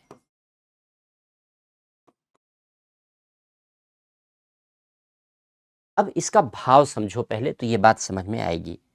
पेज चेंज करते हैं। और बेसिकली सेकुलरिज्म उपजा क्यों, सेकुलरिज्म का कॉन्सेप्ट आया कैसे, ये समझना बहुत जरूरी है, क्योंकि सेकुलरिज्म को लेकर के बड़ा कन्फ्यूजन सा है ना, इसलिए इसको समझना बेहद जरूरी है। तो जो सेकुलरिज्म की संकल्पना आई बच्चों हमारे देश में, वो पाश्चात्य देशों से आई। कैसे आई? 5वीं से 15वीं शताब्दी तक सारे कॉन्सेप्ट यूरोप में जन्मे। तो 15वीं शताब्दी तक जो यूरोप है यानी मध्य युग था, और उस मध्य युग को अंधकार युग कहते हैं, अंधकार युग कहते हैं। यूरोप में मध्य युग, अंधकार युग 15वीं शताब्दी तक था, 5वीं शताब्दी से 15वीं शताब्दी तक। अंधकार युग इसलिए कहते हैं क्योंकि यहां पर धार्मिक कट्टरपंथ चरम पर था। कैथोलिक चर्च ही सर्वोपरि होता था। चर्च होता था सबसे ऊपर, चर्च के नीचे राजा, राजा के नीचे सामंत, सामंत के नीचे किसान। इस पूरी व्यवस्था को सामंती व्यवस्था कहते थे। अब जो राजा था वो बेचारा सामंत और चर्च के बीच में सैंडविच बना हुआ था, क्योंकि राजा कोई भी निर्णय चर्च से स्वतंत्र होकर ले ही नहीं सकता था। यानी राजा बेचारा था, केवल नाम मात्र का था। चर्च से स्वतंत्र होकर कोई निर्णय नहीं ले सकता था। हालांकि वो सामंतों पर भी निर्भर था, इसीलिए सामंती व्यवस्था कहते हैं। वो अध्ययन का पर्पज नहीं, इसलिए उस उधर ले नहीं जाना चाहते। तो राजा चर्च पर डिपेंडेंट था। चर्च से अलग होकर कोई निर्णय ले ही नहीं सकता था। चर्च से जो दिशा निर्देश आते थे वही राजा मानने के लिए बाध्य होता था। तो जब मैकियावेली आया, तो मैकियावेली को इटली का महान विचारक कहते हैं और राजनीति का आधुनिक विचारक कहते हैं। तो मैकियावेली इटली को महान बनाना चाहता था। उस नियत से उसने अपने विचारों का प्रतिपादन किया। तो उसने देखा कि भाई पूरा यूरोप तो अंधकार में डूबा है, धार्मिक कट्टरपंथ है, धार्मिक चरमपंथ है, कैथोलिक चर्च की मान्यताएं हैं, रूढ़िवादी मान्यताएं हैं। अब अजीब अजीब सी मान्यताएं होती थी, मैं एग्जाम्पल नहीं देना चाहता। तो उन मान्यताओं को लेकर के पूरा देश का शासन चलता है। धर्म और राजनीति में कोई अंतर ही नहीं था। राजनीति को ही धर्म माना जाता था, धर्म को ही राजनीति माना जाता था। तो पहली बार मैकियावेली ने ये कहा कि धर्म और राजनीति अलग होंगे। फ्रैक्चर का निशान ये है, मैंने बताया है मेडिकल साइंस में फ्रैक्चर के रूप में यूज करते हैं। धर्म और राजनीति का फ्रैक्चर कर दिया, दूरी कर दी। कि क्यों? क्योंकि पहले धर्म, राजा तो कैथोलिक चर्च के अधीन था, उसके विपरीत जाकर निर्णय ले ही नहीं सकता था, हिम्मत ही नहीं थी, हैसियत ही नहीं थी उसकी ऐसा करने की। तो पहली बार मैकियावेली ने कहा ये तो बेहद गलत बात है। तो फिर राजा का मतलब क्या है, फिर राजनीति का मतलब क्या है, फिर हमारा इटली महान कैसे बनेगा? इसलिए जरूरी है कि पहले राजा को निर्णय लेने की सर्वोच्च शक्ति दी जाए, धर्म से उसको अलग किया जाए और राजा को बहादुर बनाया जाए। मैकियावेली कहता था राजा शेर जैसा बहादुर और लोमड़ी जैसा चालाक होना चाहिए। तो फिलहाल अलग बात है। तो मैकियावेली ने कहा कि धर्म से राजनीति को अलग करना है और बच्चों इसी को सेकुलर शब्द दिया गया। अब हिंदी तो थी नहीं, वहां पर अंग्रेजी ही थी, तो अंग्रेजी में इसी को सेकुलरिज्म कहा गया कि धर्म से राजनीति को अलग कर दिया जाए। यहीं से सेकुलर शब्द प्रचलन में आया है। और ये जो सेकुलर शब्द है बेसिकली ये धर्म के लिए नहीं आया, ये पंथ के लिए आया, चर्च के लिए आया। और इस सेकुलर के लिए जो पंथ है, यानी इसको हम यूं कहें कि धर्म के बजाय चर्च से राजनीति को अलग करना था, क्योंकि चर्च का राजा पर कब्जा था, चर्च का राजा पर कब्जा था। इसलिए चर्च से राजनीति को अलग कर दिया जाए, चर्च से राजा को अलग कर दिया जाए, यह सेकुलर बना, यह सेकुलर बना। तो चर्च किस मामले को गवर्न करता था? रिलीजन को, रिलीजन को। इसका मतलब है कि रिलीजन और पॉलिटिक्स अलग अलग हो जाए, रिलीजन और पॉलिटिक्स अलग अलग हो जाए। देखो वहां धर्म नहीं था, क्योंकि इंग्लिश, यूरोप में इंग्लिश ही थी, वहां की लोकल लैंग्वेज थी नहीं, तो इंग्लिश थी, तो हिंदी तो हम लोग करते हैं। तो उन्होंने कहा भाई रिलीजन यानी चर्च से राजनीति अलग हो जाए, इसी को सेकुलरिज्म कहा गया। अभी इसकी चर्चा हम लोग और आगे करेंगे जब विवाद पढ़ेंगे। वापस आते हैं अपने विषय पर। तो जो पाश्चात्य मॉडल है वो राज्य की धर्म से दूरी, या यूं कहें राज्य की चर्च से दूरी, या राज्य की रिलीजन से दूरी पर आधारित है, राज्य से रिलीजन की दूरी पर आधारित है। और फ्रांस का ये मॉडल बेहद कठोर है, सर्वाधिक कठोर है, क्योंकि फ्रांस ने तो 2004 के बाद आदेश पारित कर दिया। अमेरिका में ये व्यवस्था है कि कांग्रेस धर्म के मामले में कोई कानून नहीं बना सकती, धर्म व्यक्तिगत विषय है, तो इसका मतलब है कि राज्य धर्म के मामले में कोई भूमिका नहीं निभा सकता। इसी तरीके से फ्रांस में 2004 के बाद फ्रांस की सरकार ने समय समय पर जो निर्णय लिए उसने धर्म की मान्यताओं को और कठोर बना दिया। जैसे जो भी स्कूल हैं, अस्पताल हैं, या सरकार के नियंत्रण वाले पब्लिक प्लेसेस हैं, वहाँ कोई भी व्यक्ति धार्मिक चिन्ह धारण नहीं कर सकता, धार्मिक कपड़े नहीं पहन सकता, धार्मिक प्रतीकों को धारण नहीं कर सकता, बुर्का नहीं पहना जा सकता, अलग से ऑर्डर जारी करके बुर्का पर प्रतिबंध लगा दिया गया। तो इस तरीके से धार्मिक चिन्हों के धारण करने पर प्रतिबंध लगा दिए गए। तो अमेरिका का जो फ्रांस का जो सेकुलरिज्म का मॉडल है वो और भी कठोर है। नतीजा ये हुआ कि इसने फ्रांस में आतंकी हमलों को उकसा दिया, आतंकी हमले होने लगे। फिलहाल फ्रांस ने उसका कठोरता से मुकाबला किया और फ्रांस ने और कठोर निर्णय ले लिया। फ्रांस के अरब देशों के साथ जो कॉन्ट्रैक्ट थे कि जो धर्म के प्रचारक हैं वो फ्रांस में आएंगे प्रचार करने, फ्रांस ने वो पूरे कॉन्ट्रैक्ट ही रद्द कर दिए और फ्रांस ने कहा अरब देशों से, मुस्लिम देशों से कोई भी धर्म का प्रचारक फ्रांस में प्रवेश नहीं करेगा।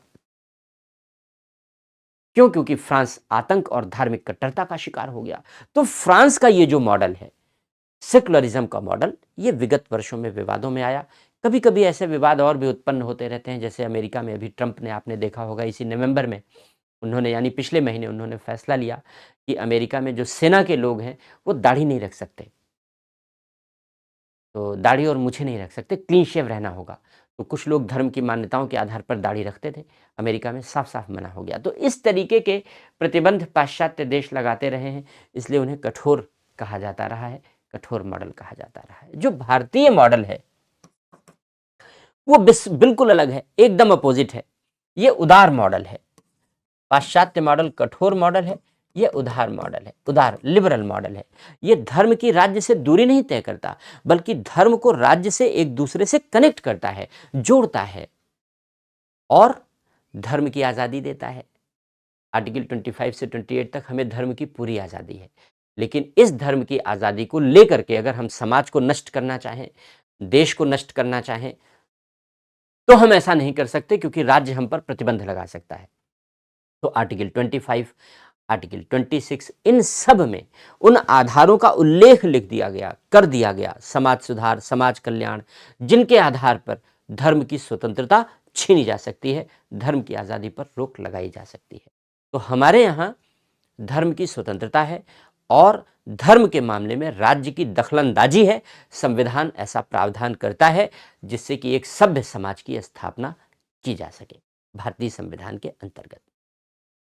और यूनिफॉर्म सिविल कोड का प्रावधान का वर्णन भी संविधान के अंतर्गत इसीलिए किया गया कि जो सार्वजनिक आचरण के नियम हैं वो धर्म के बजाय तार्किकता के आधार पर बनाए जाएं। स्पष्ट रूप से संविधान में राज्य के कर्तव्य के रूप में आर्टिकल 44 में शामिल कर दिया गया। इसके अलावा व्यवहार में हमारे देश की सरकारें धर्म के मामलों में सकारात्मक भूमिका निभाती हैं। कैसे सकारात्मक भूमिका निभाती हैं? जब कुंभ का आयोजन होता है तो पूरी जिम्मेदारी सरकार अपने ऊपर ले लेती है, लॉ एंड ऑर्डर और तमाम सारी चीज़ें। जब अजमेर में दरगाह पर उर्स का आयोजन होता है, सालाना उत्सव का आयोजन होता है, तो वहाँ सरकार सारी व्यवस्था को अपने हाथ में ले लेती है। रेलवे ट्रेनें चला देती है देश के अलग अलग भागों से, जिससे कि यात्रियों को आने जाने में असुविधा ना हो। करतारपुर साहब की यात्रा हो, मक्का मदीना की यात्रा हो, मानसरोवर की यात्रा हो, इस तरीके की यात्राओं का प्रबंध भी सरकार के द्वारा किया जाता है। तो हमारे यहाँ जो धार्मिक आयोजन हैं, चूँकि उन धार्मिक आयोजनों में लोग एकत्र होते हैं, लोगों की सुरक्षा, कानून व्यवस्था, इन सारी चीज़ों का विषय शामिल होता है, इसलिए सरकार इन गतिविधियों में खुलकर भूमिका निभाती है और सभी धर्मों के आयोजनों में अपना रोल प्ले करती है। तो भारत में राज्य सभी धर्मों के लिए समान आदर, पोषण, संरक्षण और प्रोत्साहन करता है, सभी धर्मों के मामले में भूमिका निभाता है। हमारे जब प्रधानमंत्री मक्का मदीना जब वहाँ सऊदी अरब की यात्रा पर गए तो उन्होंने वहाँ के प्रिंस से कहा कि भाई मक्का मदीना में आने वाले जो भारत के यात्री हैं उनका कोटा बढ़ा दो। क्या ज़रूरत है उनको कहने की? क्योंकि लेकिन चूंकि राज्य धर्म के मामलों की भी देखरेख करता है, इसलिए हमारे प्रधानमंत्री ने प्रस्ताव रखा, प्रधानमंत्री ने रखा और वहाँ के प्रिंस ने उसको एक्सेप्ट किया और उसे बढ़ा दिया गया। तो भारतीय मॉडल धर्म का उदार मॉडल है। अब आप कहोगे विवाद क्या है फिर? विवाद क्यों हो रहा है? विवाद क्यों हो रहा है ये समझो। अब हमने जो सेकुलरिज्म शब्द को अपनाया वो रिलीजन से राज्य की दूरी पर आधारित था कि सरकार रिलीजन के मामले में भूमिका नहीं निभाएगी। पाश्चात्य देशों में रिलीजन को हिंदी में पंथ कहते हैं, वैसे हम लोग अब धर्म कहने लगे, थोड़ा सा गलत अनुवाद है, हमने पहले ही कहा हिंदी में सब गड्ढमड्ढ कर दिया गया है। तो रिलीजन का जो वास्तव में अर्थ होता है वो होता है एक ईश्वर, जहां एक ईश्वर को मान्यता हो, एक पुस्तक को मान्यता हो, एक पूजा पद्धति हो और एक स्थल हो, पूजा पद्धति का एक स्थल हो, एक पूजा स्थल हो, उसे रिलीजन कहते हैं। तो जो पाश्चात्य देशों में जिनको हम धर्म कहते हैं वो सही मायनों में रिलीजन है। एक ईश्वर है, ईसाई देख लो, ईसाई धर्म, ईसाई रिलीजन में ईसा मसीह, एक पुस्तक बाइबल, एक पूजा पद्धति प्रे करना, एक स्थल है चर्च। इसी तरीके से इस्लाम देख लो, अब्राहम की संतानें हैं सारी, ईसाई, इस्लाम, यहूदी। तो नए धर्म है, ईसाई धर्म का उदय 2000 साल से पहले का अस्तित्व नहीं है। इस्लाम 1400-1500 साल पहले अस्तित्व में नहीं था, 1400-1500 साल पहले ही अस्तित्व में आया है। तो एक ईश्वर, अल्लाह, एक किताब कुरान, एक पूजा पद्धति, नमाज, एक स्थल मस्जिद। मज़ारें तो उनके यहाँ प्रतिबंधित हैं, प्रतिबंधित है, लोगों ने बना रखा है लेकिन प्रतिबंधित है, क्योंकि पूजा स्थल उनका मस्जिद है, क्योंकि उनके यहाँ किसी भी तरीके की मूर्ति और कब्र इसकी पूजा नहीं हो सकती। वो तो धर्म के हिसाब से फर्जी है पूरी तरीके से। तो उनके यहाँ इस तरीके की व्यवस्था अपनाई गई है, इस तरीके की व्यवस्था अपनाई गई। तो ये जो कॉन्सेप्ट है ये रिलीजन का कॉन्सेप्ट है, पाश्चात्य देशों में उपजा है, पाश्चात्य देशों में उपजा है। अब जो भारत है भारत में रिलीजन नहीं रहा, भारत में धर्म रहा। और धर्म की इंग्लिश धर्म थी हमेशा। धर्म की इंग्लिश धर्म है भारत में। हम लोग उसे रिलीजन कह देते हैं। हमने बताया शब्दों को लेकर, कॉन्सेप्ट को लेकर थोड़ा गड्ढ-मड्ढ है। तो जो पंथ निरपेक्षता के आलोचक हैं, वो ये कहते हैं कि हमारे यहाँ तो पंथ निरपेक्षता संभव ही नहीं है, क्योंकि पंथ का मतलब है, रिलीजन का मतलब है ये, एक ईश्वर, एक किताब, एक पूजा पद्धति, एक स्थल। ये कॉन्सेप्ट हमारे यहाँ होता ही नहीं है। हमारे यहाँ तो धर्म की अवधारणा है। और जो भारतीय संस्कृति है, जो सनातन संस्कृति है, उसके लिए धर्म का मतलब है मूल्य आधारित जीवन।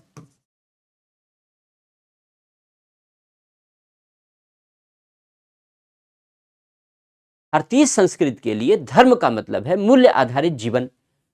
तो हम धर्मनिरपेक्ष कैसे हो सकते हैं? हम मूल्यों से अलग कैसे हो सकते हैं?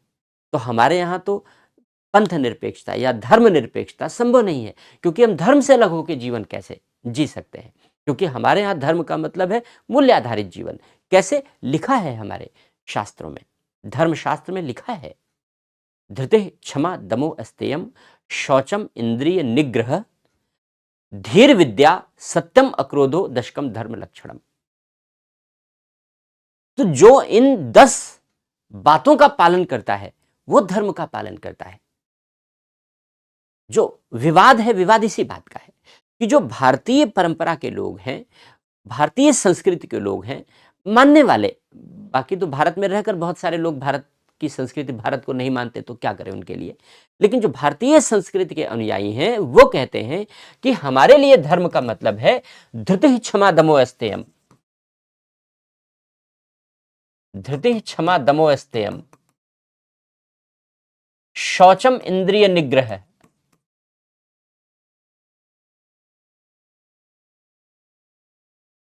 शौचम इंद्रिय निग्रह धीर विद्या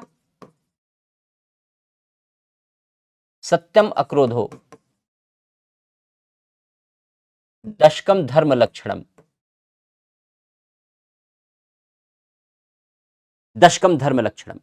धृति धैर्य, क्षमा, क्षमा का मतलब समझते हैं, दमो मतलब अंधकार से दूर रहना, अस्तेयम चोरी न करना, शौचम स्वच्छता मन की, शरीर की, इंद्रिय निग्रह इंद्रियों पर नियंत्रण रखना, धी इंटेलेक्ट विवेक विजडम, विद्या ज्ञान सत्य बताने की जरूरत नहीं है, अक्रोध क्रोध न करना। ये 10 लक्षण है।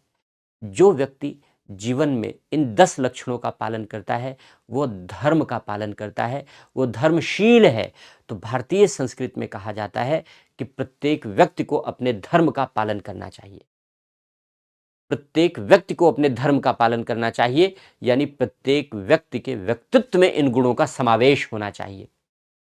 तभी तो निष्काम कर्म कर सकेंगे भगवान श्री कृष्ण के मुताबिक, और तभी तो हमें मोक्ष मिलेगा। तो भारतीय जीवन धर्म की ये व्याख्या करता है। इसलिए जब संविधान में सेकुलर शब्द को शामिल किया गया और कहा गया कि सरकार को धर्म से निरपेक्ष रहना चाहिए, या भारत में धर्म की निरपेक्षता है, तो इसकी आलोचना ये की गई कि कैसे धर्म निरपेक्षता हो सकती है? हम तो धर्म से जुड़े हुए हैं।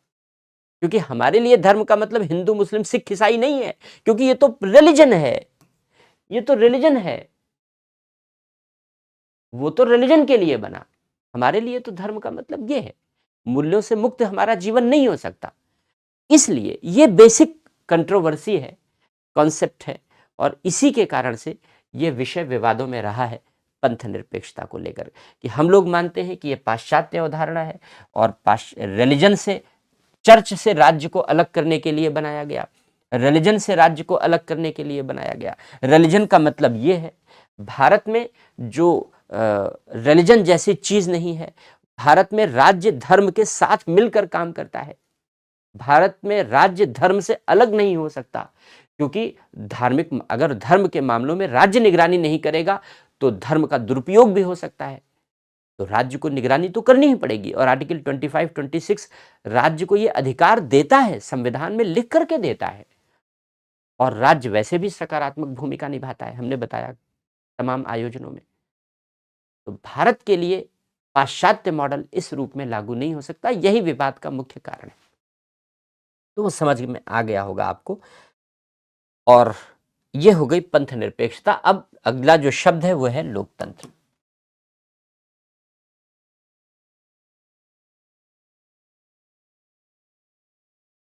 डेमोक्रेसी।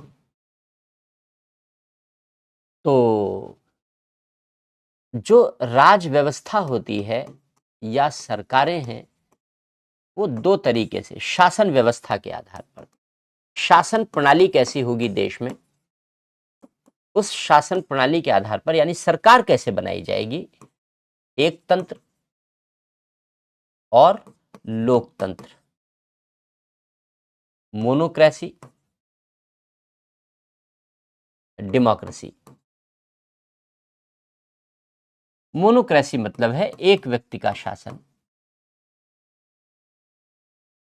जहां एक व्यक्ति का शासन हो उसे मोनोक्रेसी कहते हैं। और डेमोक्रेसी का मतलब है सभी व्यक्तियों का शासन, जहां सभी व्यक्तियों का शासन हो उसे लोकतंत्र कहते हैं, उसे डेमोक्रेसी कहते हैं। तो भारत में सभी व्यक्तियों का शासन अपनाया गया है, डेमोक्रेसी अपनाई गई है। अब्राहम लिंकन ने जो परिभाषा थी कि लोकतंत्र का अर्थ है लोगों की सरकार, लोगों के लिए सरकार, लोगों के द्वारा सरकार, तो इसे डेमोक्रेसी कहते हैं। तो लोकतंत्र का अर्थ लोगों की सरकार है। इसका मतलब है कि लोकतंत्र वह अवधारणा है जहां शासन व्यवस्था लोग मिलकर बनाते हैं, सरकार लोग मिलकर बनाते हैं और लोग चलाते हैं। इसका मतलब है कि सर्वोच्च शक्ति लोगों के हाथों में होती है। और इस प्रकार यह व्यवस्था वह प्रणाली है जो लोक संप्रभुता पर आधारित है। लोक संप्रभुता मतलब सर्वोच्च शक्ति लोगों के हाथों में निहित हो, पीपुल्स सॉवरेंटी। हमारे संविधान की उद्देशिका में लोक संप्रभुता का प्रावधान ही शामिल किया गया है कि भारत में संप्रभु शक्ति लोगों में निहित की गई है। इसलिए लोकतांत्रिक शासन प्रणाली का आदर्श भारतीय संविधान में अपनाया गया है। लोकतंत्र लोगों की सरकार है। इसका मतलब यह है कि लोगों की भागीदारी से चलने वाली सरकार है। इसका मतलब यह है कि लोग जितनी अच्छी भागीदारी निभाएंगे, जितनी सक्रिय भागीदारी निभाएंगे, जितनी जागरूक भागीदारी निभाएंगे, जितनी सकारात्मक भागीदारी निभाएंगे, लोकतंत्र उतना ही सफल होगा, उतना ही सफल होगा। जितना पॉजिटिव सोचेंगे, जितना बड़ा सोचेंगे, जितना सकारात्मक सोचेंगे, लोकतांत्रिक प्रणाली उतनी ही सफल होगी। और लोगों की यह भागीदारी किस पर निर्भर करेगी? लोगों की सरकार बनाने और चलाने में भागीदारी इस बात पर निर्भर करेगी कि लोग सोचते कैसे हैं, क्या सोचते हैं, कैसे सोचते हैं। क्या फ्री बिजली पानी चाहिए? क्या हमारे संकीर्ण हित चाहिए, या राष्ट्र की सुरक्षा, लोकहित, राष्ट्रहित चाहिए? तमाम बातें लोग कैसे सोचते हैं। तो लोग कैसे सोचते हैं, यह लोगों का चिंतन किस पर निर्भर करेगा? यह निर्भर करेगा लोगों की बुद्धि पर, लोगों के विवेक पर, लोगों के चरित्र पर, लोगों के व्यक्तित्व पर। तो अगर लोकतंत्र को सफल बनाना चाहते हैं तो लोगों का चरित्र विकसित करना होगा, लोगों की बुद्धिमत्ता का विकास करना होगा। वरना तो अपराधी चुनकर भेजेंगे तो अपराधी पहुंचेंगे।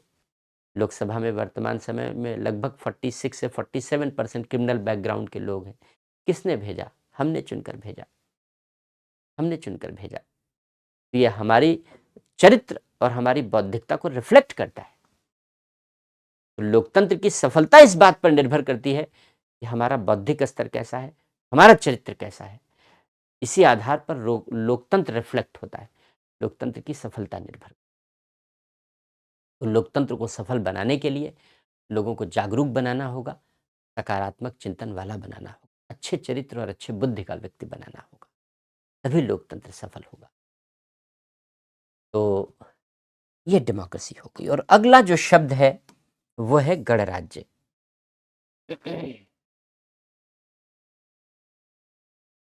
रिपब्लिक। राज व्यवस्था, क्योंकि ये सब स्वरूप हैं, राज व्यवस्था को राष्ट्राध्यक्ष के आधार पर, कि राष्ट्राध्यक्ष कौन होगा, राष्ट्र का मुखिया कौन होगा, इस आधार पर दो भागों में बांटते हैं। एक को कहते हैं राजतंत्र, मोनार्की, और दूसरे को कहते हैं गणतंत्र या गणराज्य। हिंदी में अलग अलग मिलते हैं, रिपब्लिक। राजतंत्र उसे कहते हैं जहां राष्ट्राध्यक्ष वंशानुगत पद धारण करे। जहां राष्ट्राध्यक्ष वंशानुगत पद धारण करे, यानी एक ही परिवार का व्यक्ति राष्ट्र का मुखिया बनेगा। एक ही परिवार का व्यक्ति राष्ट्र का मुखिया बनेगा, जैसे ब्रिटेन मोनार्की है। लेकिन इसके ठीक विपरीत रिपब्लिक है, जहां एक परिवार नहीं, देश में किसी भी परिवार का व्यक्ति राष्ट्र का मुखिया बन सके, किसी भी परिवार का व्यक्ति राष्ट्र का मुखिया बन सके, तो वो रिपब्लिक है, वो गणराज्य है। तो कैसे होगा, ये कैसे संभव है? जब राष्ट्राध्यक्ष लोगों द्वारा निश्चित अवधि के लिए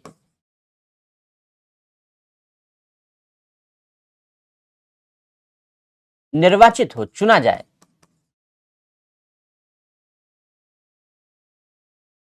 तो जब जनता चुन ले किसी को, तो वो राष्ट्राध्यक्ष बन जाए, राष्ट्र का मुखिया बन जाए। जैसे वर्तमान समय में द्रौपदी मुर्मू जी कितने हम्बल बैकग्राउंड से आती हैं। इसके पहले रामनाथ कोविंद जी, उसके पहले डॉक्टर कलाम, सब बेहद हम्बल बैकग्राउंड से आने वाले राष्ट्रपति हैं। तो परिवार के समाज के में किसी भी परिवार का कोई भी व्यक्ति राष्ट्र का मुखिया बनने की बराबर संभावना रखता हो, गणतंत्र है। राजतंत्र में एक ही परिवार का व्यक्ति बनेगा, यानी परिवारवाद, वंशवाद है यहाँ ब्रिटेन में। तो ये 5 स्वरूप हैं जो प्रेम्बल में दिए गए हैं। अब उद्देश्यों पर आ जाते हैं हम लोग। प्रेम्बल के जो उद्देश्य वर्णित किए गए हैं, उन उद्देश्यों की चर्चा कर लेते हैं। सबसे पहला जो उद्देश्य है वह है न्याय। तो 3 प्रकार के न्याय की कल्पना है। एक है सामाजिक न्याय, आर्थिक न्याय और राजनीतिक न्याय।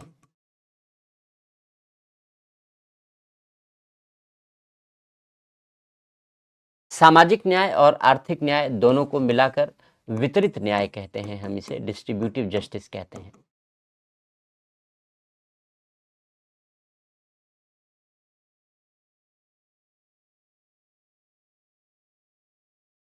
अब सामाजिक न्याय का अर्थ क्या होता है? सामाजिक न्याय का अर्थ है कि समाज में जितनी भी अन्यायकारी परिस्थितियां हैं, शोषणकारी परिस्थितियां हैं, भेदभाव वाली परिस्थितियां हैं, उन सब का अंत हो। भेदभाव, शोषण, अन्याय का अंत हो। समाज में जितने भी भेदभाव, शोषण, अन्याय लिखे हैं, उन प्रचलित में रहे हैं समाज में, उन सब का पूरी तरीके से अंत कर दिया जाए, तो इसे सामाजिक न्याय कहेंगे। सामाजिक न्याय के बाद फिर आर्थिक न्याय आता है, इकोनॉमिक जस्टिस आती है।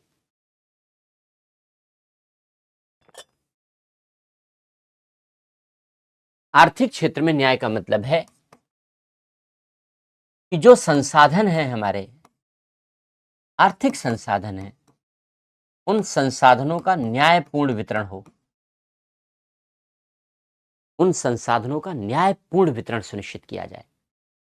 संसाधन मतलब वही जमीन, जंगल, खान, खनिज, उद्योग, इन सब का न्यायपूर्ण वितरण, तार्किक वितरण समाज में सुनिश्चित हो। संसाधन कुछ लोगों के हाथों में इकट्ठे ना होने पाए, कुछ लोगों के हाथों में इकट्ठे ना होने पाए, सबको सबका लाभ मिले, सबका साथ सबका विकास। तो संसाधनों का न्यायपूर्ण वितरण हो। और राजनीतिक न्याय, समाज सबका साथ सबका विकास सहकारिता का मूल मंत्र है। ये कोई राजनीतिक एजेंडा नहीं है, ये मत समझ लेना। ये सहकार, इसी को सहकारिता कहते हैं, कोऑपरेटिव एफर्ट कहते हैं। हमारा संविधान सहकारी भावना पर आधारित है, उसे सहकारी संघवाद कहते हैं। जब संघीय प्रणाली पढ़ेंगे तो पढ़ेंगे वहाँ। सहकारी संघवाद। और सहकारी संघवाद पर मेन एग्जामिनेशन में भी कई बार क्वेश्चन पूछे गए हैं। और मेन एग्जामिनेशन में लिखने के दौरान आपको लिखना पड़ेगा कि सबका विकास होना चाहिए और सबकी भागीदारी से होना चाहिए। इसी को कहते हैं सबका साथ सबका विकास। तो इसको कोई पॉलिटिकल एजेंडा मत समझना, ये सहकारिता है, संविधान में समाहित है, क्वेश्चन पूछे गए हैं। राजनीतिक न्याय।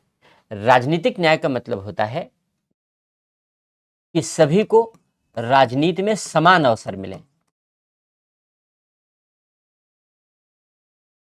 और राजनीति में भेदभाव ना हो किसी के साथ। यानी आप किसी पॉलिटिकल पार्टी के सपोर्टर हैं, किसी पॉलिटिकल पार्टी के मेंबर हैं, तो आप चाहें तो उस पॉलिटिकल पार्टी का अध्यक्ष भी बन जाएं। हालांकि हमारे यहाँ पॉसिबल नहीं है, क्योंकि हमारे यहाँ पॉलिटिकल पार्टी पर परिवारों ने कब्जा कर रखा है, तो ये अच्छी बात नहीं है, ये राजनीतिक न्याय नहीं है। लेकिन कॉन्स्टिट्यूशन ये कहता है राजनीति में सबको बराबर का अवसर हो। आप कोई पॉलिटिकल पार्टी बनाना चाहें तो पॉलिटिकल पार्टी बना सकते हैं। आप किसी पॉलिटिकल पार्टी में भाग लेकर किसी भी पद पर पहुंचना चाहें तो अपनी योग्यता के आधार पर पहुंच सकते हो। समान अवसर होता है, समान अवसर होना चाहिए। जितने भी राजनीतिक पद हैं, सरकारी संविधान के अधीन जितने पद हैं, सबके लिए समान रूप से उपलब्ध होंगे। वोट देने का अधिकार सबको मिलेगा। ये सारी बातें राजनीतिक न्याय।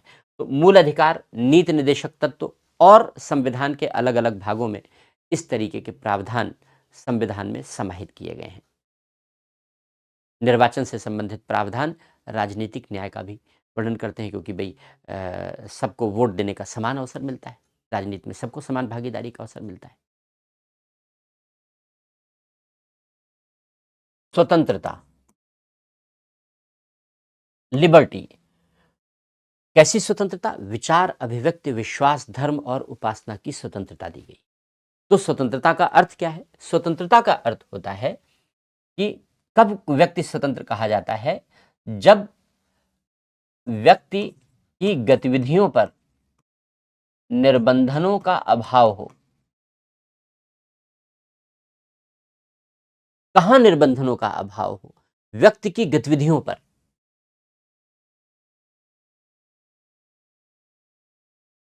व्यक्ति की गतिविधियों पर क्यों निर्बंधनों का अभाव हो? जिससे उसे सर्वांगीण विकास के अवसर मिले। क्या मतलब है इसका? भाई हमने मनुष्य के रूप में जन्म लिया है, सीधी सी बात है।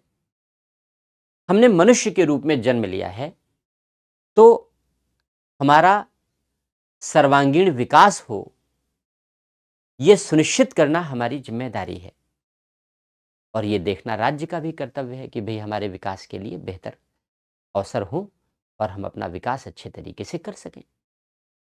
कब कर पाएंगे? जब हमको वो सब कुछ करने की आज़ादी हो जो हमारे विकास के लिए ज़रूरी हो। जब हमें वो सब कुछ करने की आज़ादी हो जो हमारे विकास के लिए ज़रूरी हो, तो उन चीज़ों पर कोई निर्बंधन यानी रोक-टोक ना हो, रिस्ट्रिक्शन, रोक-टोक, निर्बंधन ना हो। जब उन चीज़ों पर कोई रोक-टोक ना हो, कोई निर्बंधन ना हो, किन चीज़ों पर? जो हमारे विकास के लिए ज़रूरी हैं, तो इसी को हम स्वतंत्रता कहते हैं। इसी को स्वतंत्रता कहते हैं। अब यहां स्वतंत्रता का मतलब ये नहीं होता कि मेरी मर्जी, मैं चाहे ये करूं, मैं चाहे वो करूं। तो ऐसा नहीं हो सकता, क्योंकि आप अपनी स्वतंत्रता का उपयोग करते हैं तो हमें स्वतंत्रता का उपयोग करने में हमेशा इस बात का ध्यान रखना होता है कि हम दूसरों की स्वतंत्रता को खतरे में न डालें। भाई अगर हम बोलने की आज़ादी का प्रयोग कर रहे हैं तो इसका ये मतलब तो नहीं है ना कि हम पड़ोसी को जी भर के गालियां दें और बोलें सुन संविधान के तहत स्वतंत्रता उद्देश्य है हमारा। ऐसे तो नहीं कर सकते। तो इसीलिए ऐसे निर्बंधनों का अभाव हो जो हमारे विकास के लिए जरूरी हो, समाज को नष्ट करने के लिए नहीं, दूसरों की स्वतंत्रता को खतरे में डालने के लिए नहीं, राष्ट्र को खतरे में डालने के लिए नहीं। ऐसी स्वतंत्रताएं नहीं दी जा सकती, उन पर रोक लगाई जा सकती है। वो हम लोग फंडामेंटल राइट में पढ़ेंगे। ऐसी स्वतंत्रताएं नहीं दी जा सकती। ऐसी स्वतंत्रताएं दी जा सकती हैं जो हमारे विकास के लिए जरूरी हो, उन पर कोई रोक टोक ना हो, तो उन पर निर्बंधनों का अभाव हो, यही लिबर्टी है। समता, इक्वालिटी। समता का मतलब है कि प्रतिष्ठा और अवसर की समता दिलाई गई है। इसका मतलब है कि सबके साथ बराबर का व्यवहार हो। तो जितने भी असमानताएं हैं, भेदभाव है, या लोगों को विशेष अधिकार दे करके भेदभाव किया जाता है, उन सब का अंत कर दिया जाए, उन सब का अंत कर दिया जाए, तो उसे समता कहेंगे, इक्वालिटी कहेंगे। नीति निदेशक तो मूल अधिकार इन सब में कहा, जैसे स्वतंत्रता के प्रावधान आर्टिकल 19 से लेकर के 22 तक और 25 से 28 संविधान में, आर्टिकल 19 से 22 पढ़ेंगे हम लोग, 25 से 28 स्वतंत्रता के प्रावधानों का वर्णन किया गया है। ठीक उसी तरीके से समता, असमानता कि समाज में किसी भी तरीके का जो भेदभाव है, असमानता है, विशेषाधिकार है, सबका अंत कर दिया जाए और सबका अंत करके सभी को एक समान अधिकार दिए जाएं, तो इसी को हम समता कहते हैं, इक्वालिटी कहते हैं। ये जो इक्वालिटी का आदर्श है, ये मूल अधिकारों में, फंडामेंटल राइट में, नीति निदेशक तत्व डीपीएसपी कहते हैं, नीति निदेशक तत्वों में, और अन्य प्रावधानों में संविधान में, जैसे मताधिकार है, मतदाता सूची में सबको नाम शामिल करने का अधिकार है, आर्टिकल 325, 326 आदि, ऐसे तमाम प्रावधानों में समता के आदर्श भारतीय संविधान में समाहित किए गए हैं। और बंधुता, फ्रैटर्निटी यानी भाईचारा, सेंस ऑफ ब्रदरहुड, आपस में भाईचारे की भावना को प्रोत्साहन देना, सेंस ऑफ ब्रदरहुड को प्रमोट करना, इसे ही बंधुता कहते हैं। तो भाईचारे की भावना को प्रोत्साहन देना ही बंधुता कहलाता है। कैसा भाईचारा? व्यक्ति की गरिमा को बनाए रखे, राष्ट्र की एकता और अखंडता को बढ़ाए। मूल अधिकार, नीति निदेशक तत्व, मूल कर्तव्य, एकल नागरिकता जैसे प्रावधान बंधुता को प्रोत्साहन देने का कार्य करते हैं। एकल नागरिकता हमने इसीलिए अपनाई है जिससे हम पूरे देश में भाईचारे को बनाए रख सकें। तो ये हमारे उद्देशिका के उद्देश्य हैं जो उद्देशिका में वर्णित हैं। अब इसके पश्चात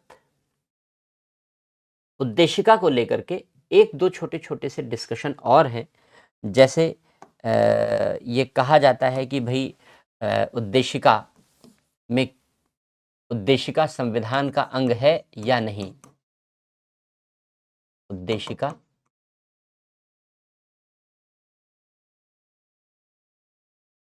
संविधान के अंग के रूप में, तो एक्चुअली ये डिस्प्यूटेड था, इसलिए हम लोग पढ़ रहे हैं। वैसे तो उद्देशिका संविधान का अंग है, इसीलिए हमने लिखा उद्देशिका संविधान के अंग के रूप में। तो तीन दृष्टिकोण रहे यहां पर। पहला, संविधान सभा का मत, उसका दृष्टिकोण। दूसरा, बेरूबारी का निर्णय।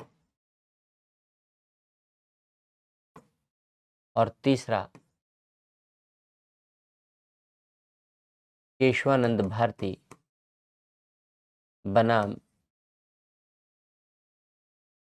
केरल राज्य का निर्णय।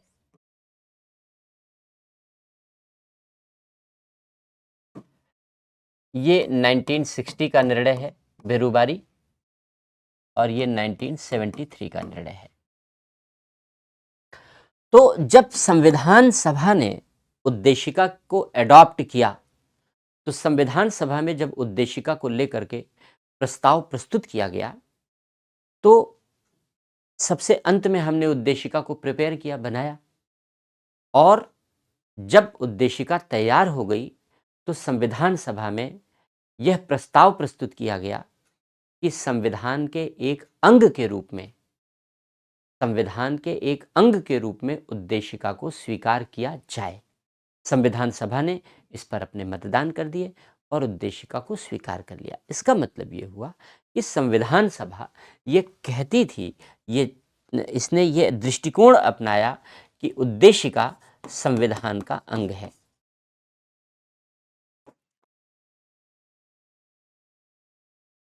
समस्या तब हुई जब बेरूबारी मामले में, बेरूबारी क्या था? ये प्रेसिडेंशियल रेफरेंस का केस था।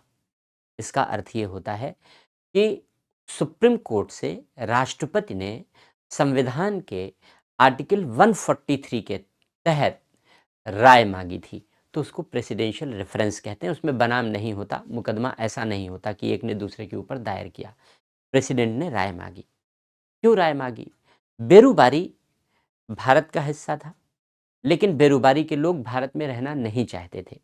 हम लोग जानते हैं कि भारत और पाकिस्तान का बंटवारा हुआ, धर्म के आधार पर हुआ, और बंटवारा बेहद गंदे तरीके से हुआ, अतार्किक तरीके से हुआ, इर्रेशनल तरीके से हुआ। जैसे छोटा सा एग्जाम्पल समझो, सिख भारत में रहते हैं और पाकिस्तान में केवल मुस्लिम रहते हैं। तो जो करतारपुर साहब है, यानी नानक साहब का जन्मस्थल है, जो भारत की सीमा से केवल 3 किलोमीटर की दूरी पर है, उसको पाकिस्तान को देने का कोई औचित्य नहीं था। वो भारत में रहना चाहिए था, क्योंकि सिख समुदाय के लोग यहाँ रहते हैं। और वो जो 3 किलोमीटर की दूरी है, उसके बीच में कोई गांव भी नहीं है, नो मैंस लैंड है, नो मैंस लैंड है। तो वह हिस्सा भारत में लिया जा सकता था, लेकिन बेहद अतार्किक बंटवारा किया गया और उसने भी तरह तरह की विसंगतियों को जन्म दिया। बेरूबारी भी ऐसा ही था। बेरूबारी के लोगों ने कहा, भाई हमारे सारे लोग तो वहां चले गए, हम यहां नहीं रहेंगे, हमें वहां जाना है, हमें नहीं रहना भारत में। तो अब बेरूबारी को सौंपने के लिए भारत और पाकिस्तान के बीच बातचीत हुई, समझौता हो गया कि भारत और पाकिस्तान ने कहा कि ठीक है भाई, हम भारत ने कहा हम बेरूबारी दे देंगे, पाकिस्तान ने कहा ठीक है हम ले लेंगे। लेकिन अब एक कानूनी सवाल उठा, प्रक्रिया का सवाल उठा। कानूनी सवाल ये था कि भारत के द्वारा बेरूबारी को कैसे सौंपा जाए, प्रक्रिया क्या हो? क्या सरकारी आदेश से सौंपा जा सकता है? क्या संसद के कानून से सौंपा जा सकता है? क्या संविधान संशोधन करना पड़ेगा इसके लिए? क्योंकि संविधान ये तो बताता है, हम लोग आगे पढ़ेंगे इसी के बाद, जब संघ राज्य क्षेत्र पढ़ेंगे, टॉपिक में लिखा था लेकिन वो हम लोग अलग पढ़ेंगे, यहाँ नहीं पढ़ेंगे। वहाँ शुरू में हेडिंग में लिखा था, गलत लिखा था। तो जब हम लोग संघ राज्य क्षेत्र पढ़ेंगे तो उसमें पढ़ेंगे हम लोग कि अगर कोई हिस्सा भारत का हिस्सा नहीं है, भारत में मिलाना है, जैसे गोवा मिला, तो कोई भी हिस्सा, पुडुचेरी मिला, कोई भी हिस्सा जो भारत का हिस्सा नहीं है, भारत में मिलाना है, तो उसके लिए संसद केवल कानून बनाएगी, कानून बनाकर मिलाया जा सकता है।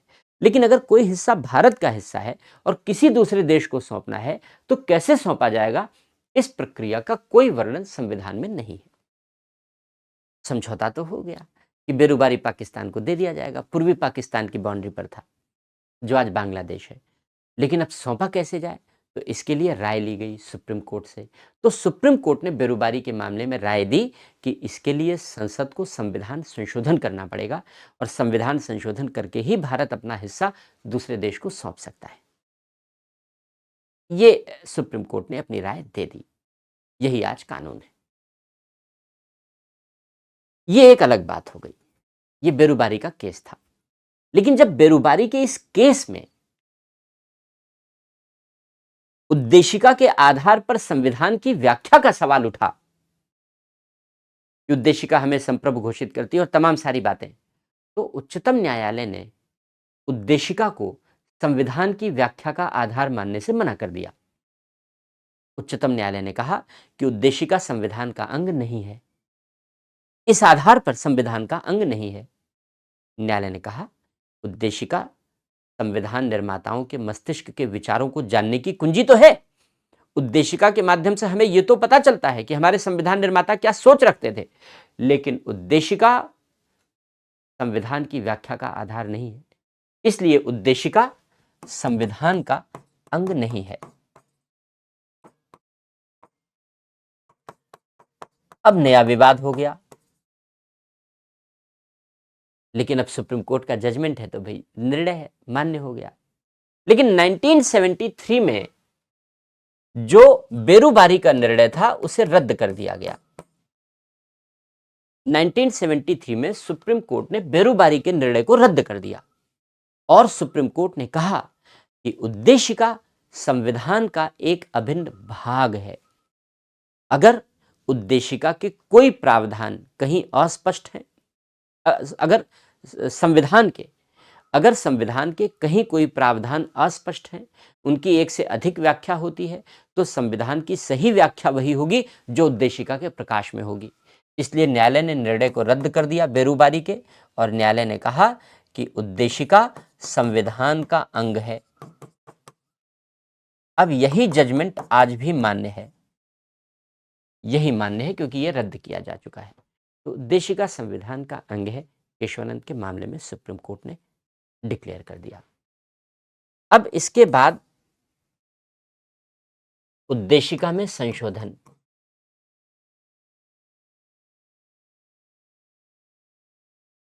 क्या उद्देशिका में संशोधन किया जा सकता है? तो सुप्रीम कोर्ट ने कहा हाँ, किया जा सकता है। इसी केशवानंद भारती बनाम केरल राज्य के मामले में उच्चतम न्यायालय ने कहा कि उद्देशिका में संशोधन हो सकता है, कोई भी संशोधन हो सकता है, लेकिन संविधान के आधारभूत ढांचे, बेसिक स्ट्रक्चर में संशोधन नहीं हो सकता। तो संसद उद्देशिका में कोई भी संशोधन कर सकती है, लेकिन आधारभूत ढांचे में संशोधन नहीं कर सकती। संविधान की उद्देशिका के जो शब्द बेसिक स्ट्रक्चर घोषित कर दिए जाएंगे, उनमें संशोधन नहीं होगा। तो बाकी उद्देशिका में संशोधन किया जा सकता है। हम लोग जानते हैं 42वें संविधान संशोधन 1976 द्वारा संशोधन किया गया है और 3 शब्द जोड़े गए हैं, बड़े विवादित शब्द हैं जो हमने शुरू में अभी लिखा था, समाजवादी, पंथनिरपेक्ष और अखंडता। ये 3 शब्द जोड़े गए। अब उद्देशिका का महत्व, क्या महत्व है उद्देशिका का? उद्देशिका संविधान का दर्शन है।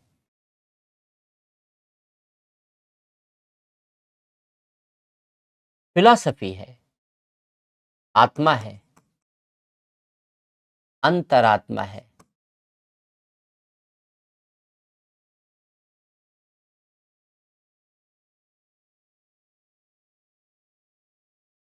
उद्देशिका संविधान का दर्शन है, उद्देशिका संविधान की आत्मा है, उद्देशिका संविधान की अंतरात्मा है और संवैधानिक नैतिकता का अहम घटक है। संवैधानिक नैतिकता का मूल घटक है, आधार स्तंभ है। इसी पर संवैधानिक नैतिकता की नींव पड़ी है हमारे देश में। संवैधानिक नैतिकता का मतलब है कि संविधान का पालन, संविधान की भावना, उसकी आत्मा, उसकी अंतरात्मा के आधार पर हो, उसे संवैधानिक नैतिकता कहते हैं। इस संविधान का पालन संविधान की आत्मा, संविधान की भावना, संविधान की अंतरात्मा के आधार पर हो, उसे संवैधानिक नैतिकता कहते हैं। और संविधान की आत्मा, अंतरात्मा निहित कहाँ है? संविधान की उद्देशिका में निहित है। और उद्देशिका में कहाँ निहित है?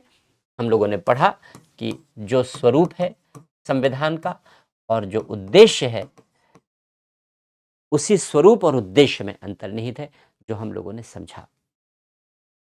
बाकी अलग अलग चिंतकों ने उद्देशिका के विषय में अपनी अलग अलग राय दी। जैसे ननी पालकीवाला ने कहा कि उद्देशिका संविधान के संविधान का परिचय पत्र है। अल्लादी कृष्णा स्वामी अय्यर ने कहा कि संविधान उद्देशिका उन आदर्शों को अभिव्यक्त करती है जिसे वर्षों पहले हमने स्वप्न के रूप में संजोया था। बेरुबारी के मामले में सुप्रीम कोर्ट ने स्वयं कहा कि उद्देशिका संविधान निर्माताओं के मस्तिष्क के विचारों को जानने की कुंजी है। सुप्रीम कोर्ट ने केशवानंद भारती के मामले में कहा कि उद्देशिका संविधान की व्याख्या का आधार है। जहां संविधान के प्रावधान अस्पष्ट हैं, वहां संविधान की वही सही व्याख्या होगी जो उद्देशिका के प्रकाश में की जाएगी। तो इस प्रकार अलग अलग चिंतकों ने उद्देशिका को अलग अलग रूपों में अभिव्यक्त किया है। के एम मुंशी कहते हैं कि ये संविधान की उद्देशिका संविधान का हॉरोस्कोप है। अर्नेस्ट बार्कर कहते हैं कि संविधान की नोट है, कुंजी है उद्देशिका। तो अलग अलग रूपों में अभिव्यक्त किया जाता है। कभी कभी इन स्टेटमेंट पर सवाल बन सकते हैं हमारे और 2 बातें उद्देशिका की विशेषता के रूप में हमने बताया कि पहली बात ये है कि उद्देशिका न्याय योग्य नहीं होती, जस्टिसेबल नहीं है। हमने अभी चर्चा की थी कि उद्देशिका में जो शब्द लिखे गए हैं, उनके आधार पर न्यायालय में मुकदमा नहीं होगा। फिलॉसफी है ये, आत्मा है, अंतरात्मा है। तो उद्देशिका न्याय योग्य नहीं होती, वाद योग्य नहीं होती। और उद्देशिका विधिक स्रोत या निर्बंधन नहीं है। इसका मतलब ये है कि विधिक शक्ति का